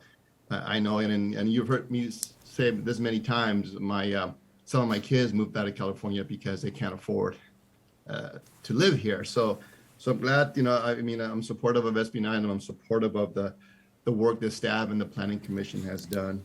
And yeah, we're, it's coming down from the state for whatever reasons we agree or not agree with it. But I think at the end of the day, it will provide some additional housing. And with that, I'll second the motion. Very well, sir. I'd actually like to make a substitute motion because I can support items 1 and 2, can't support 3B, could support 3A. So perhaps maybe we take it in, I guess at least at this point, if we could parse out item 3, we can address that separately. I'd like to make a substitute motion to move items 1 and 2. All right, very well. I'll second that. Madam City Clerk, please call the roll. Okay, for the substitute motion, items 1 and 2, Councilmember Dunlap. Aye. Councilmember Silva. No. Councilmember Zara. Just I wanted to clarify something. We are only doing 1 and 2. 1 and 2, which is adopting so everything without the direction on the inclusionary. Correct. All right. Well, I am supportive of those 2 items, so I will say yes. Mayor Pro Tem Whitaker. No. And Mayor Jung. Aye. Okay, that passes 3-2. And if you'll indulge me for 1 second, I'll read the ordinance title. This is Ordinance 3313, an ordinance of the City Council of the City of Fullerton, California, approving an amendment to Fullerton Municipal Code, Chapters 15 zoning and 16 subdivisions to create 2 residential units per lot and urban lot splits pursuant to Senate Bill 9. And with that, Mr. Mayor, if I may, I would like to agendize an item on inclusionary housing, to bring this back as an item separate.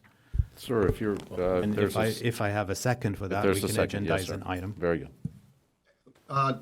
Question, how about 3A? Is that part of the inclusionary clause, or is that another separate item we're taking? That's separate item. Separate item, okay. So then right now the motion is for an inclusionary clause. Yeah, I'd like to see one come back. Okay. Okay. Staff has direction, sir. Then, All right. And I will make the motion for 3A to approve that. Very good. Yeah. Is there a second? Yeah, I'll second. Very well. Madam City Clerk, please call the roll. Okay, and this is for item 3A. Councilmember Dunlap. Aye. Councilmember Silva. Aye. Councilmember Zara. Aye. Mayor Pro Tem Whitaker. No. And Mayor Jung. Aye. Passes 4-1. All right. The next item on the list is the Pines at Sunrise Village. Again, if you were not here earlier, this matter has been continued until June 21st. So we need a formal motion. I'll make that motion. That motion would be to the June 21 date at 5:30 p.m., and that the applicant has agreed to that continuation. Very well. Motion to all of those. Continuation to 5:30, June 21st, and the applicant agreeing accordingly. All right, so I'll make that motion. Yeah, second. Very well. Please call the roll, Madam City Clerk. Councilmember Dunlap. Aye. Councilmember Silva. Aye. Councilmember Zara. Aye. Mayor Pro Tem Whitaker. Aye. And Mayor Jung. Aye. Passes unanimously. All right, we're on to regular business. Item number 10 is the Maple Neighborhood Center lease agreement. And for that, we're going to have Director Loya here make the presentation once more. Director Loya, good evening. Good evening, Mayor, council members.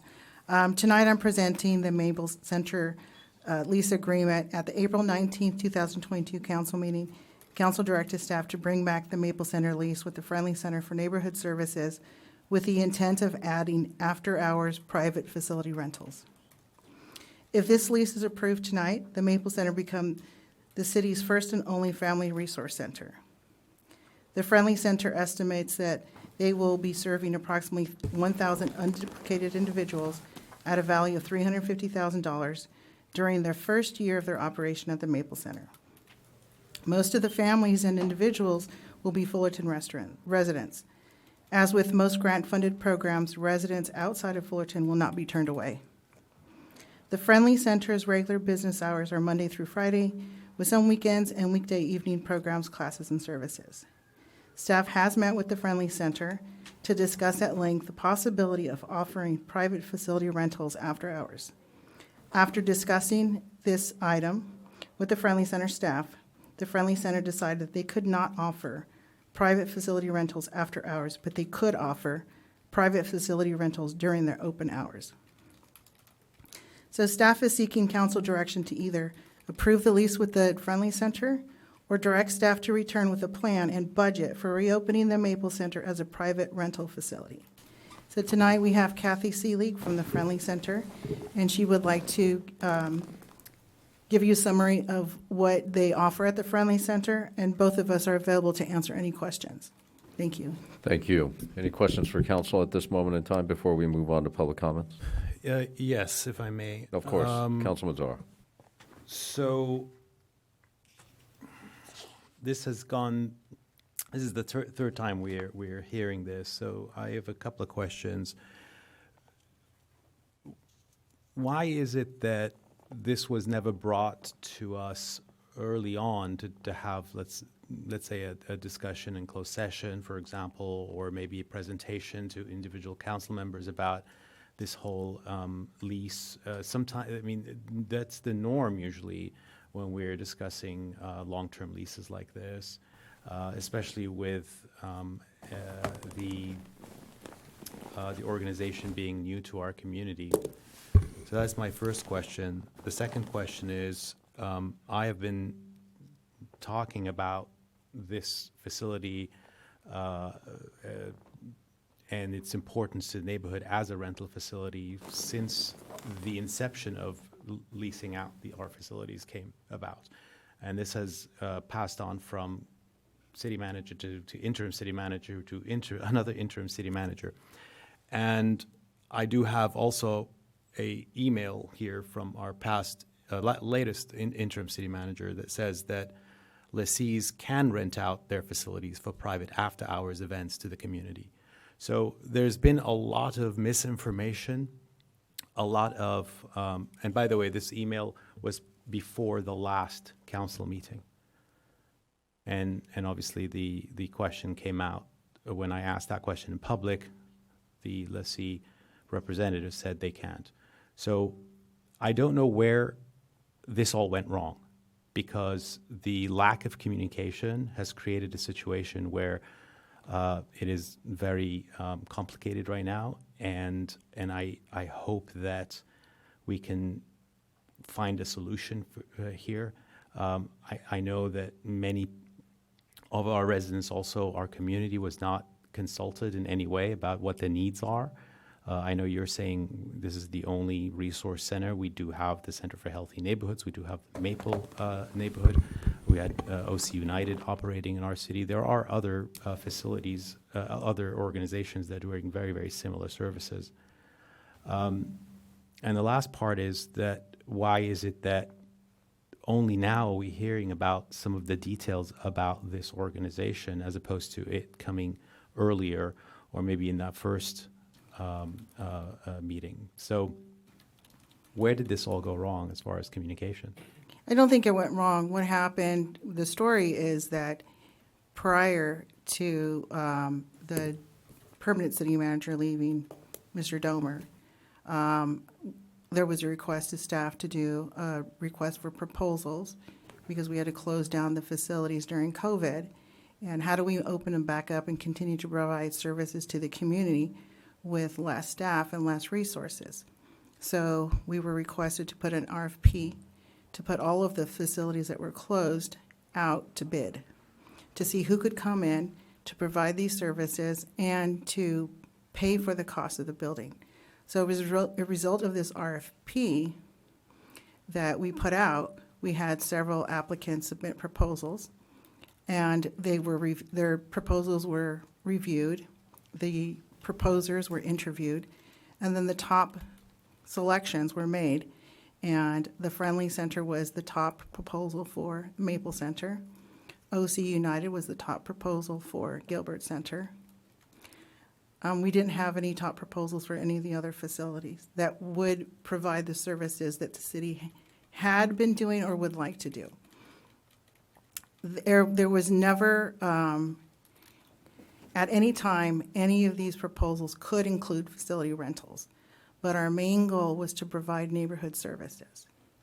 So Friendly Center is the proposal that we chose. We brought it to City Council. It is up to them to decide if they could add facility rentals as part of their program and services if the City Council would like to move forward with with the Friendly Center. But if they're not going to move forward with the Friendly Center, then we can go back and look at everything. But the Friendly Center's proposal did not include facility rentals. So why was it not part of the criteria, knowing that one of the services that this center provides, other than the social services, is rental services? Because this is the only well-built-out facility that we have that is, other than our main community center, that is rentable and accessible financially as well, and as far as the cost of it is affordable for many of the residents in the neighborhoods. The Maple Center the intention was not for facility rentals. We've always run programs out of there. To earn additional revenue, to continue to provide those programs when the economy was low, we started doing facility rentals. And it became popular for certain segments of the community. So when we went to go look at how are we going to offer services at the Maple Center, our focus wasn't on facility rentals because that was not our focus when we were open. But we're not opposed to facility rentals, but it's hard to tell a proposer that they have to include facility rentals. So, we're down to what direction should we go in? And we'll leave it up to the council. I'd be happy to. And one last comment, and I'd love to hear a little bit more detail, obviously, and I have more questions. But you said this was opened up to the public as a rental facility, and it became popular. Mm-hmm. And I know it was popular prior COVID. I think almost every weekend was booked. Evenings were booked, even some daytime activity. We didn't really have. We were using it in the daytime, so right. We didn't have too many daytime. But it was popular, and it was a place where people can do their family events and other things. I know there was a indigenous group that were doing their ceremonies there as well. So there is a benefit from having that type of service for the community. Why was this not considered? Why was it sort of excluded? And are there organizations out there that could accommodate this? Because that would have been the ideal situation.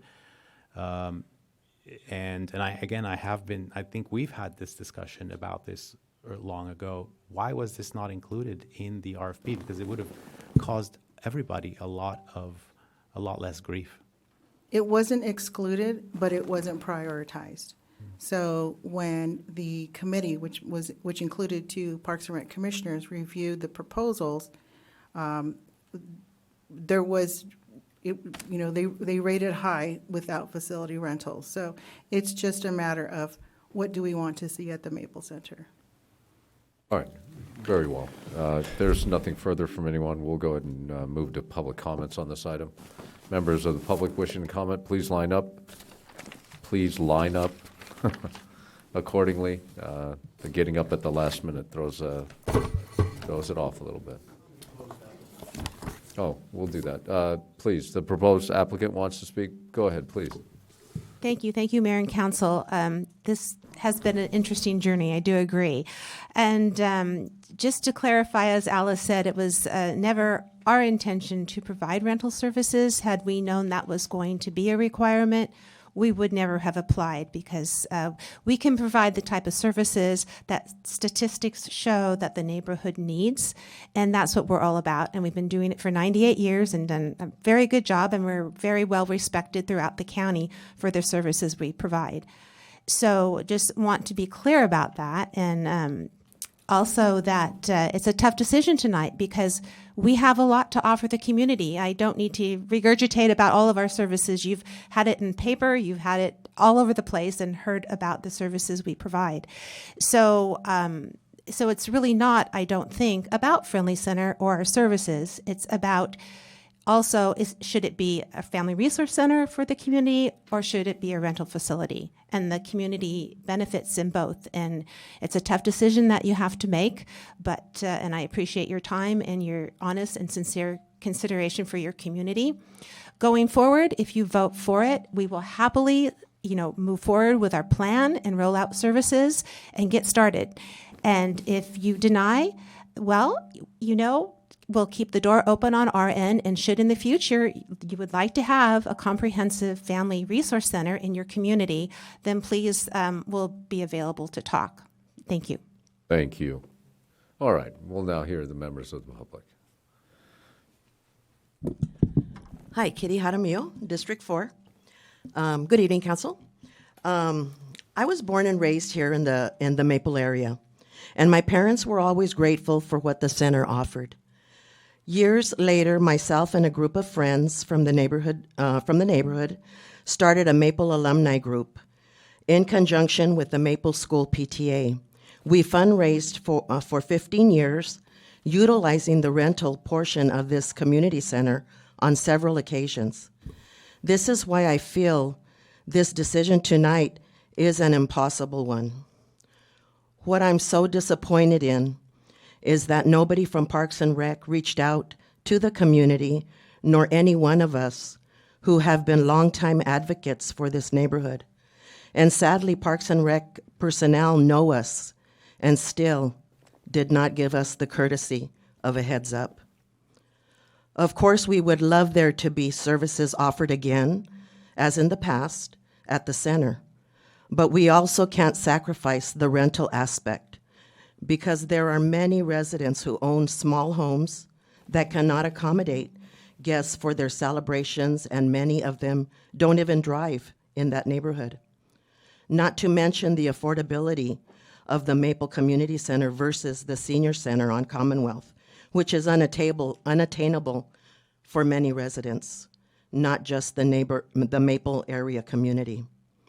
I don't envy your decision tonight, but it is my hope that the city can find a cooperative partner for services and rentals, or maintain the status quo as rentals. Thank you. Very well. Next comment, please.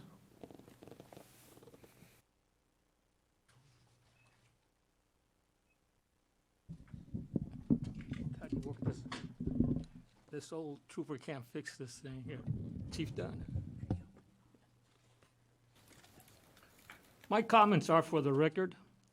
Honorable Mayor, members of the council, staff members, Chief Dunn, and folks in the audience. I am Dr. Richard Michael Ramirez, third-generation Californian, Fullerton resident since June 1955, a 5.5-year United States Air Force veteran, and a 38-year Fullerton College educator, bestowed and honored with the title Dean Emeritus.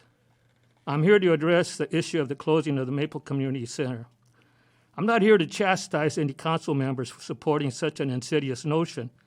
I wish to highlight to the council that since the firming of a 5-district representative structure, you need to recognize that the decision-making process needs to be redesigned in order to process decisions which are transparent and equitable.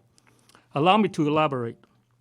Fullerton City history reveals that whenever difficult decisions need to be made which affect the local segments of the community, the most political vulnerable is a recipient of inequitable treatment.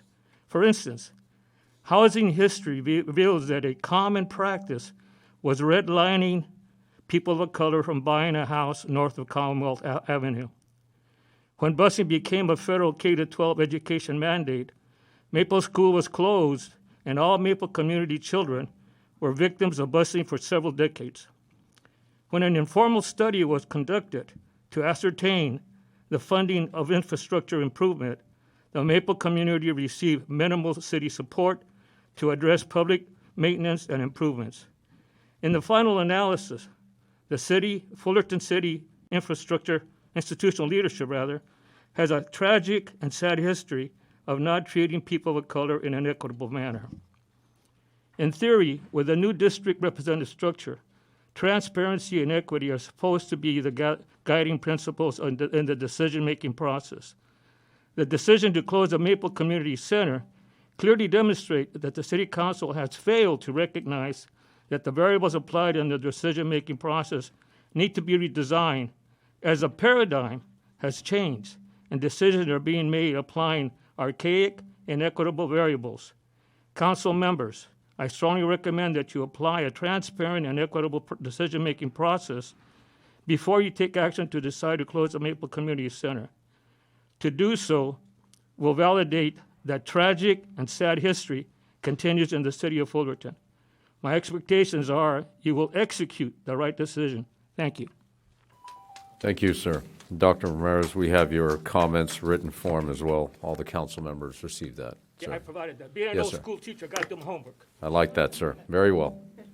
Next comment, please.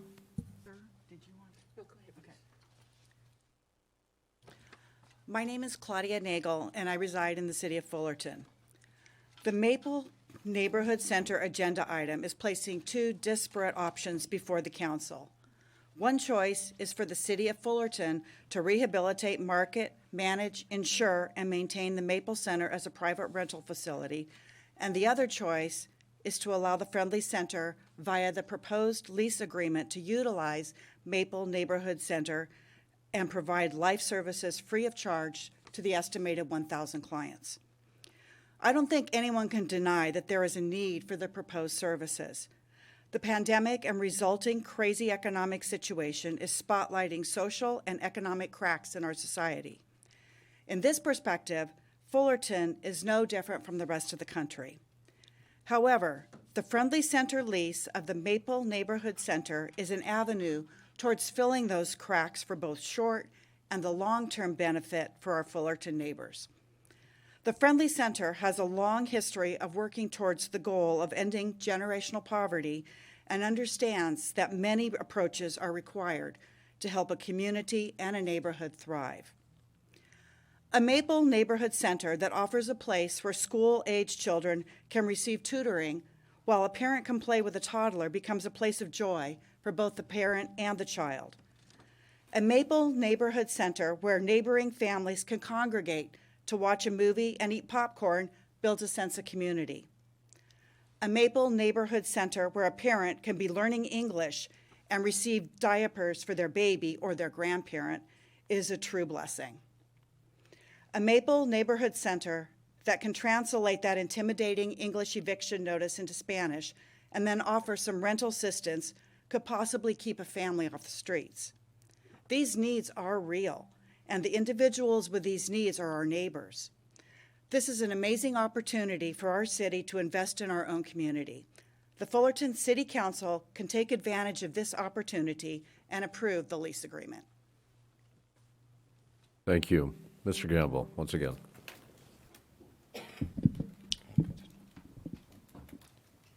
Mr. Mayor, City Council, Curtis Gamble, activist for the homeless and the veterans. I'd just like to share my opinion about the Friendly Center. I think that I think that what they do is great for the community. The young people, they need a lot of opportunities, and this is just one thing that we should not take away from them. The Maples Community Center, it's I see young people, in the past, a couple of years ago, but first of all, I was there for the grand opening when they did the construction of it. It's a beautiful place, and it wasn't that long ago that we remodeled it. So it should be used by the community, but at the same time, I understand why we're in this situation in the first place. It's because we really had to cut the budget, and I don't think things have really changed. So again, I like to say for the Family Center, I definitely approve that in some way we keep this opportunity that of these services that are being offered to us. My proposal, and I'm just sharing with this, is that we could move the Friendly Center up to the Hope Center and let the Hope Center come down here and use that building at night to assist the homeless. because the Hope Center does not let the homeless come to their building.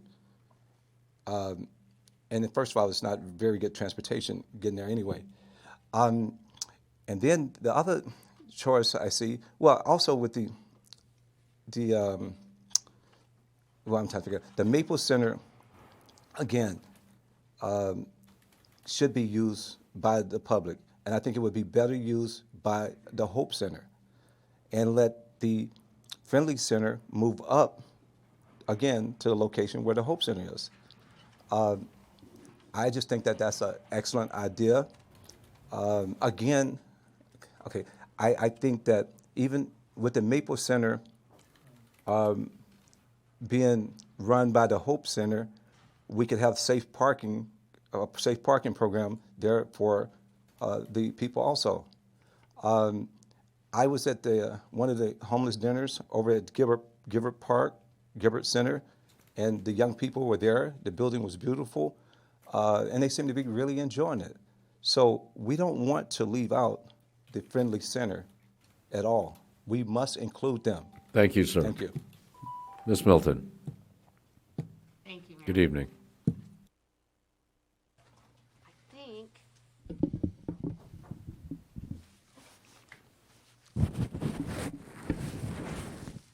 good evening again, Mayor, Council.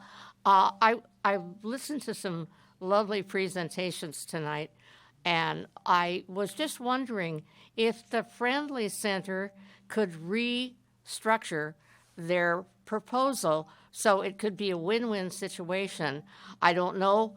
I've not been to Maple Center, and I don't know how Friendly Center is structured, but can it be a multi-use if they work it out? There is, if there's not a possibility, I understand, but I just think because we need services all the time, and people don't realize how many services we have in this city. So if they could restructure it so it can be both friendly and multi-use, that would be fantastic. But if we can't, then that's another story. As I say, not knowing how both structures work, but that was my thought. Thank you. Appreciate it. Thank you. Next comment, please.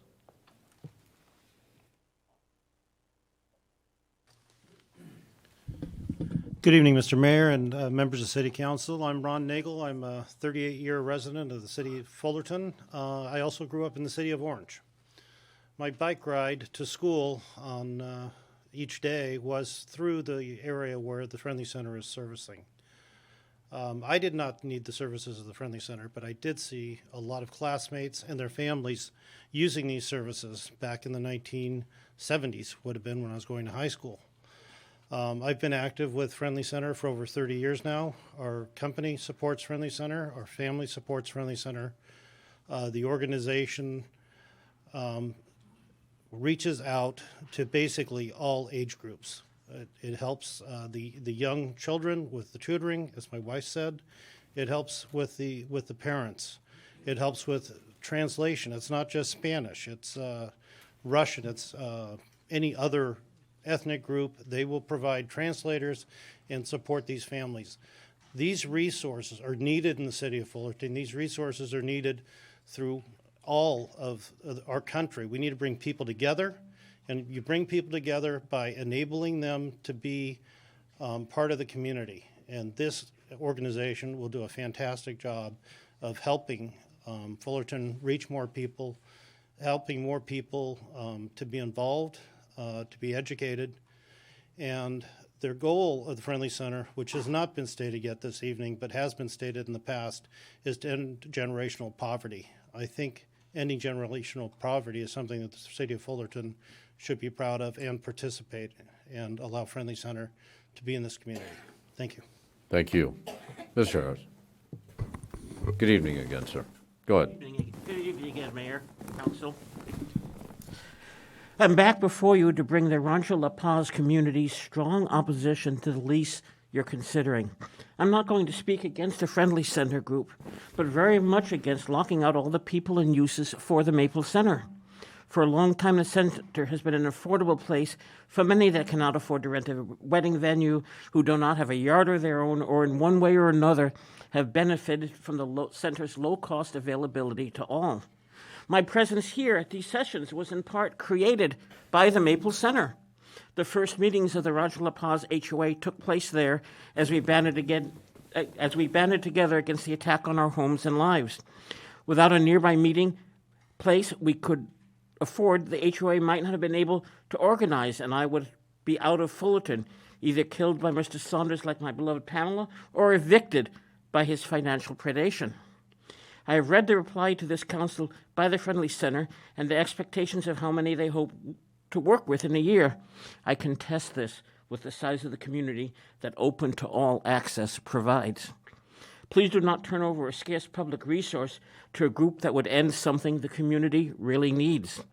Vote no tonight and only move forward with using the space for community services if the rentals use is explicitly included. Thank you. Thank you. Any comments on Zoom? We have no hands on Zoom. All right, we'll return it back to chambers for one final comment. Ms. Nunzi, go ahead. Okay, thank you, Mayor. And good evening. And this is the comment, I think the situation is not that we're questioning the Friendly Center because they are an amazing organization. The situation is, for this place that is being used for our community. Most of the Maple area families, this is the place they use for the quinceañeras, for, graduations, weddings, and this is what is in question right now. And we understand, Ms. Alice Loya and his staff do an amazing job, even though they are very short-staffed. But that is what the community is asking.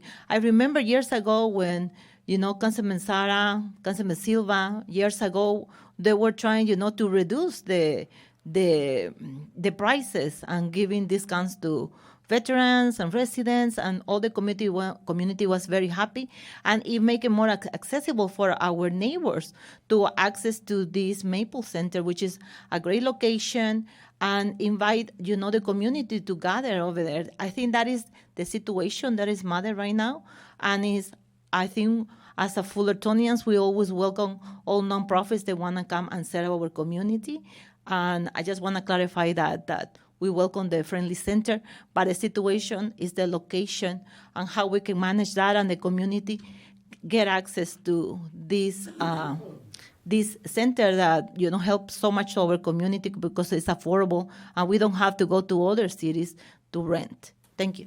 Thank you.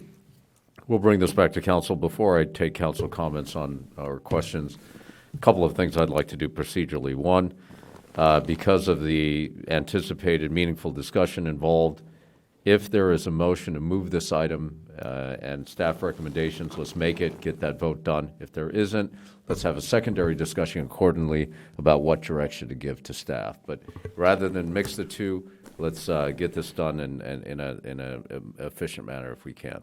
So if there's a motion to move this forward, I'd welcome that. If not, let's talk about giving staff direction accordingly.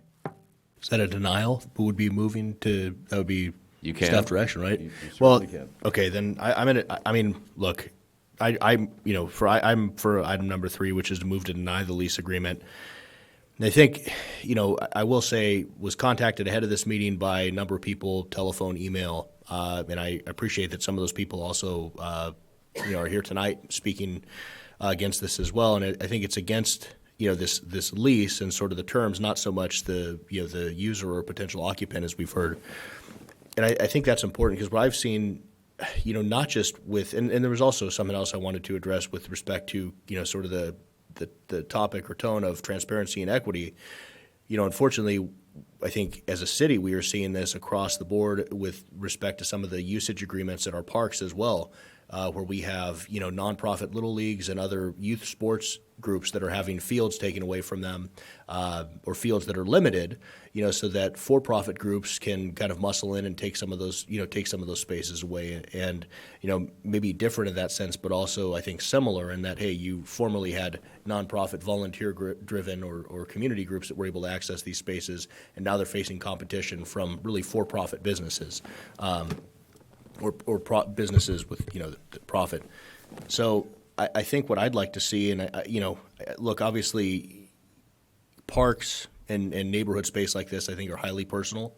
And I think that anytime you do something like this, you should have the feedback from the surrounding neighborhood or community. And clearly, there's no shortage of that. And so I think that a number of the people who were here tonight would have gladly participated in some sort of a, focus group or working group to help provide that, so that was incorporated into the proposal that found its way forward. But really, those are kind of my thoughts, and I'd like to see more consistency across the board, because I do think these spaces should be here, for the community to use, because that's ultimately who funded them and who needs to use them going forward. I also know last thing is, I know we do have there are a number of different spaces that are available, sort of in and around kind of this, the general vicinity within a couple of miles, and so perhaps, maybe there's an inventory of some of that space that's available that could be provided, so we can figure out how community could still get, access to the space, but also get access to the, that we could try to figure out still a way that, this group, or perhaps one like them, could still provide some of the needed services to the community. So, as I indicated, I don't support it, and I move with item number 3, which is to deny the lease agreement. Very good. I'll second that. Madam City Clerk, please call the roll. Question, clarification, please. Yes, go ahead, So, sir. Yeah, on your move for item 3, it also says to bring back and turn Maple Center into a private rental facility. What does that mean? Let's clarify that. Yeah, you're right, sir. Let's clarify that. So the motion is to deny. That's Are you yeah, interested that's in true. bringing No, it back? All right. Well, no.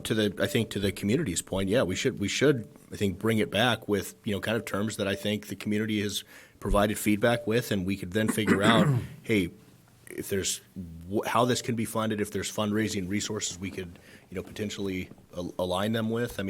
Clearly, I think this needs more feedback from the community. It's not necessarily something I think that needs to just be unilaterally staff driven. I think there should be community input here and community involvement with this process as well. I think that's well said. What we've heard. All right, Madam City Clerk, please. So that call would the be, roll. and let's just clarify hold on. that's to bring it back. Go ahead, Not Councilman with Silva. not with the What's your private question, rental sir? facility. Go ahead, sir. No, so a couple of things. So Mayor Pro Tem, so you're saying bring it back, but eliminate that private rental facility? The private part is concerning. Because I had asked at one of our study sessions, and I think the prior discussion on this item, to do an analysis and bring it back to see what it would take to open it as a community center, to have it available during the day, and then also do what we do with our other community centers, rent it out during the evenings. Okay. So that's why I was Director concerned Loya, about that private. can you answer Councilman Silva's concern? The private rental facility term, is that of making the center available to the public to rent? Is that what you mean by private Yeah, rental? so Okay. for us, private facility rental just means not us. We're renting it out. The staff, Parks and Rec staff would be renting it out To the community. to the community Very for well. their private events. So it wouldn't be outsourcing it? No, Okay. but it would be And just also- rental just facility rentals, so whatever Okay. direction you give us. Well, I gave direction, I'll have to look if I did, but about bringing this, looking at some numbers and see if we, the city, could staff it and have it open during the day for services. We had done this before at that center. We have provided the rental service, the food, the diapers, the translation. There was a staff member there for a number of years, and then she got moved to the main center. Why don't we That direct was staff, sir, accordingly to budget Yeah, that, but and may budget I the finish? opening of that? Yeah, let me finish, please. So, the question is, where is that request that I have made in terms of looking at budget for that? And second, yeah, I would have, I would move to deny and look to see that we have it available to the community as a community center at all hours and provide services. I think you mentioned that at the budget study, sir, and to be fair to the staff, I don't think this was available to them at that time. Your direction is pretty much about a month after the fact of, us discussing this. So perhaps it just got mixed up in the crosshairs a little bit, if you will. Let's ask the staff, did you guys take note of that, and is it coming back? This is definitely an item that we would be including in our cost recovery analysis when we move forward. That, along with the pools, how do we bring a facility like this, if it's not leased out to the Friendly Center, to come back as an open facility would be part of our cost recovery analysis and study. Thank you, Ms. Loya. And yeah, okay, all right, no, that's fine. Yeah, I would like to bring it back. And again, as was mentioned before, this is nothing against the Friendly Center and Ms. Sealing. It is just that there's ample need for this community center as a service provider to provide services during the day and as a rental place during evenings and weekends. All right, Thank very you. well. So, Mr. Mayor, if yes, I sir. may. Go ahead. Yes, of course. Go Before we ahead. call a roll, I think it would be nice if we all weigh in a little bit on our final thoughts. But Well, what I had asked, to be fair, and it just got lost in translation, is let's deny the agreement, then give staff direction separately. But everybody wanted to give direction now, so please go ahead, sir. Oh no, I guess that wasn't as clear to all of us, but and I appreciate that. But again, nothing against the Friendly Center. We have. I think this is one of those unfortunate things where it's on all of us that we should have communicated this priority from the very beginning, so that we are all listening. I really am. I don't think there's anyone as supportive of our nonprofits and the need for these services, and I acknowledge that. Then I would love nothing more than to see the Friendly Center working in cooperation with other nonprofits locally. I know you have done that before with some of our locals here. But this neighborhood center is important to the neighborhood. I think for us who live in that neighborhood, who've lived in there for years, know that.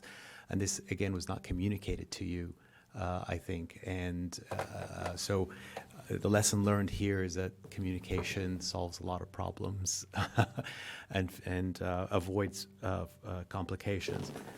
But at this point, I will be in support of denying the agreement, and then if there's other directions, we can give that. And so I would be supportive. I don't know what the motion at this point is. It's just to deny the agreement, number 3. All right. And then, as opposed to, I think the confusion was with the word turn the Maple Center into private rental facility. I think maybe we can use the word keep, and then keep it as a rental facility, because that's what it currently is. So we should probably, I think, put it together. You'd say deny lease agreement with the Friendly Center Inc. and keep, Maple Center as a private rental facility, right? Is that okay? Yeah. And then the second part would be the separate to the staff. Let's get into bring that back after a the plan Okay, can we do that? Okay. So, Yeah. Mr. Mayor Pro Tem, I don't mean to not call on you, sir. Let's get this vote done and move past it so we can get to direction. Madam City Sure, Clerk, I'm in please. favor of that. Yes. Okay, Councilmember Dunlap. Aye. Councilmember Silva. Yes. Councilmember Zara. Aye. Mayor Pro Tem Whitaker. Aye. And Mayor Jung. Aye. So staff has heard from 3 of the council members in terms of what their direction expectations are. Let's hear from the Mayor Pro Tem, and then I'll take a swing at this. Well, it may be difficult to explain exactly. I think it needs to remain a city facility and largely available to the public, the adjacent public. The idea of monetizing these into fees which can support the entire cost, I think, is a pretty big hurdle. So I'd be interested in seeing what staff comes back with. There is a certain service element that community centers provide that may result in some cost pickup by the city. But to expand city staff at that location would be prohibitively expensive, and it would make the fees much higher, which would probably inhibit its utilization. So that's where I'm at, and I would love to see the city maintain control of it and maintain availability for rental. Thank you, sir. Cost recovery is very important, and I certainly appreciate our entire Parks and Recreation staff for giving council and the Parks and Recs Commission an opportunity to see what the roadmap would look like. I really appreciate the the Friendly Center for doing all they can to advocate for what you do. I wish you all the best, and hopefully there is a future opportunity in this city, and we welcome that. That said, I think you have plenty of direction from every member of council up here. I'm certainly not going to add to that. I just want to show and give praise to you for finding revenue generation opportunities in this facility. I recognize it's not what the community wants, but now we've seen the option, so we know what's available on the other side as well. So I want to thank everybody for their input and their efforts. You now have direction from all members of council accordingly, and we'll expect this at a future date. All right. Mr. Mayor, before we go to item number 11. Yes, sir. I received a text from Mr. Silva who has some confusion regarding the vote on item number 8. He would like to change his vote from a no vote to a yes vote on Mr. Dunlap's substitute motion to approve items 1 and 2, changing the vote from a 3-2 to a 4-1 vote in favor. All right. Councilman Silva, is that okay with you, sir? Yeah, I goofed, so I want to see Well, if I can correct it we got before we goof move on. off for you here. We All right? got you protected. We got goof off. You're virtual, so things get lost in translation. All right, very well. Noting Councilman Silva's change of vote, we are on to item number 11, the request to waive day of music event rental fees. And Mr. Clements. Good evening, sir. Good evening, Mayor Chung and council members. I'm with the Parks and Recreation Department to present the Day of Music fee waiver request. They like to waive all the fees for the event except for the police fees. And they would like to enlist the Parks and Recreation staff in helping to produce the event at the plaza. Since 2015, the Day of Music has put on a music festival throughout the city. This year's event will be their first since COVID, and their financial resources are very low. So they propose to do a centralized event in the downtown plaza instead of a larger event, but only if fees were waived. Their proposed event would have 3 stages for music and multiple vendors in the plaza and on Wilshire Avenue. The fees included in their waiver request fall into 3 categories: rental fees of the plaza, which is $2,530. There's planning and coordination or production cost by staff of $1,050, and the Day of Music has stated that they would produce this part of the event if it were necessary. And then direct costs, $1,150, would be added to the Parks and Recreation Department expenses for custodial, plaza cleaning, and part-time staffing of the event. The Parks and Recreation Department very much wants this event to be successful and has provided lots of support in previous years. This year, the department doesn't have the requested level of resources to produce this event. And despite this event not being co-sponsored by the city, prior city managers have waived fees for the Day of Music events. Staff is seeking direction regarding the fee waiver, and Todd Huffman from the Day of Music is available. He's in the audience. He can answer questions that you may have. Thank you, Mr. Clements, for the excellent, concise presentation accordingly. You know, before we get to council staff, this seems like a not so heavy lift. I bet if council members here, we put our brains together and put our Rolodexes out. Do people use Rolodexes anymore? I'm sorry. Put our phone books out. Good people use Rolodexes. Good people use Rolodexes. I bet we could figure out this sponsorship in kind from various folks in the city and various advocates of various community programs or vendors that we could get to kind of cover these costs, so these fees don't have to be waived and the cost can be recovered by our Parks and Rec Department. It seems like a nominal ask. It's $4,000, so I'm sure we can figure this out. But I'm happy to entertain comments and questions from our council members. Councilman Silva, do you have anything, sir? Yeah, no, I would agree with you. And I would also ask that we maybe bring back at a later time a policy on how to handle some of these instances, so it doesn't always have to come back to council. I think we have a policy of when, you know, the city can waive a fee, what kind of benefits would it provide, and then we can just waive it at a certain amount. But I'd like to see perhaps the beginning of policy item coming back, but I agree with you. This is a great event, and we should allow it to happen and help them out. Agreed, sir. Councilman Silva, do you have any, sorry, excuse me, sir. Do you have anything, sir? No, I think I like what Councilman Silva said about bringing a policy back, because I think we do need to clarify this. There was a bit of confusion as far as, you know, what we can, what we can't do, and obviously we want to retain staff time and you know, cover those costs. But I think the city overall needs to be a partner in some of these events that has an overall general public benefit, because this is also bringing dollars in tax revenue by creating economic activity in our downtown, in our city overall. So I think we need to take a look at that, and we would be very short-sighted if we only looked at it from these, you know, few $1,000 fees, because there is an overall greater benefit to this. Again, this is something that I've said before, I'm going to say it again, arts is part of economic development. It has to be. It creates jobs, it generates economic activity, it brings revenue, it brings outside dollars into our city by creating these attractions. And this is, and the Day of Music, we've seen it before, creates such a great vibe in our downtown, and people from all over the county and from LA even come to it. So, and they bring their money with them, and I think that's great.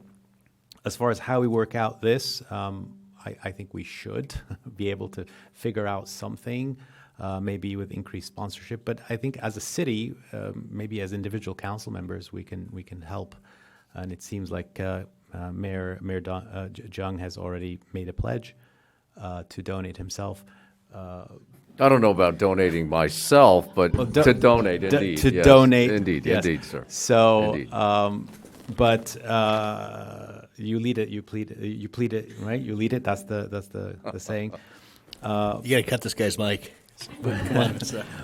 But I think for this particular event, while we discuss our policy, maybe we can waive it and see how we can look at the next one and see even if the city can play a role in creating a sponsorship program with the event itself. Very well, sir. Councilman Dunlap. Easy win for the city. No brainer. Let's do it. All right, you got it. Mr. Mayor Pro Tem, sir? I have two principles here. I like to see fees kept as low as possible to help encourage, the people who generate such events to do so. But then I'd like to see them also take an active role in fundraising to help meet those fees. So in part, what you said, Mr. Mayor, I think is correct. This could be handled by the enthusiasts and the ringleaders of this event, and I'd be happy to contribute as well. So that will help sustain our fee structure, and it will allow events like this to be carried out by the people who are operating it. So I think it's a very good, but my point is fees need to be kept low by not allowing the city to calculate higher amounts in search of revenue. We want to try to maintain as lean a possibility as we can to encourage more events like this. Very well, sir.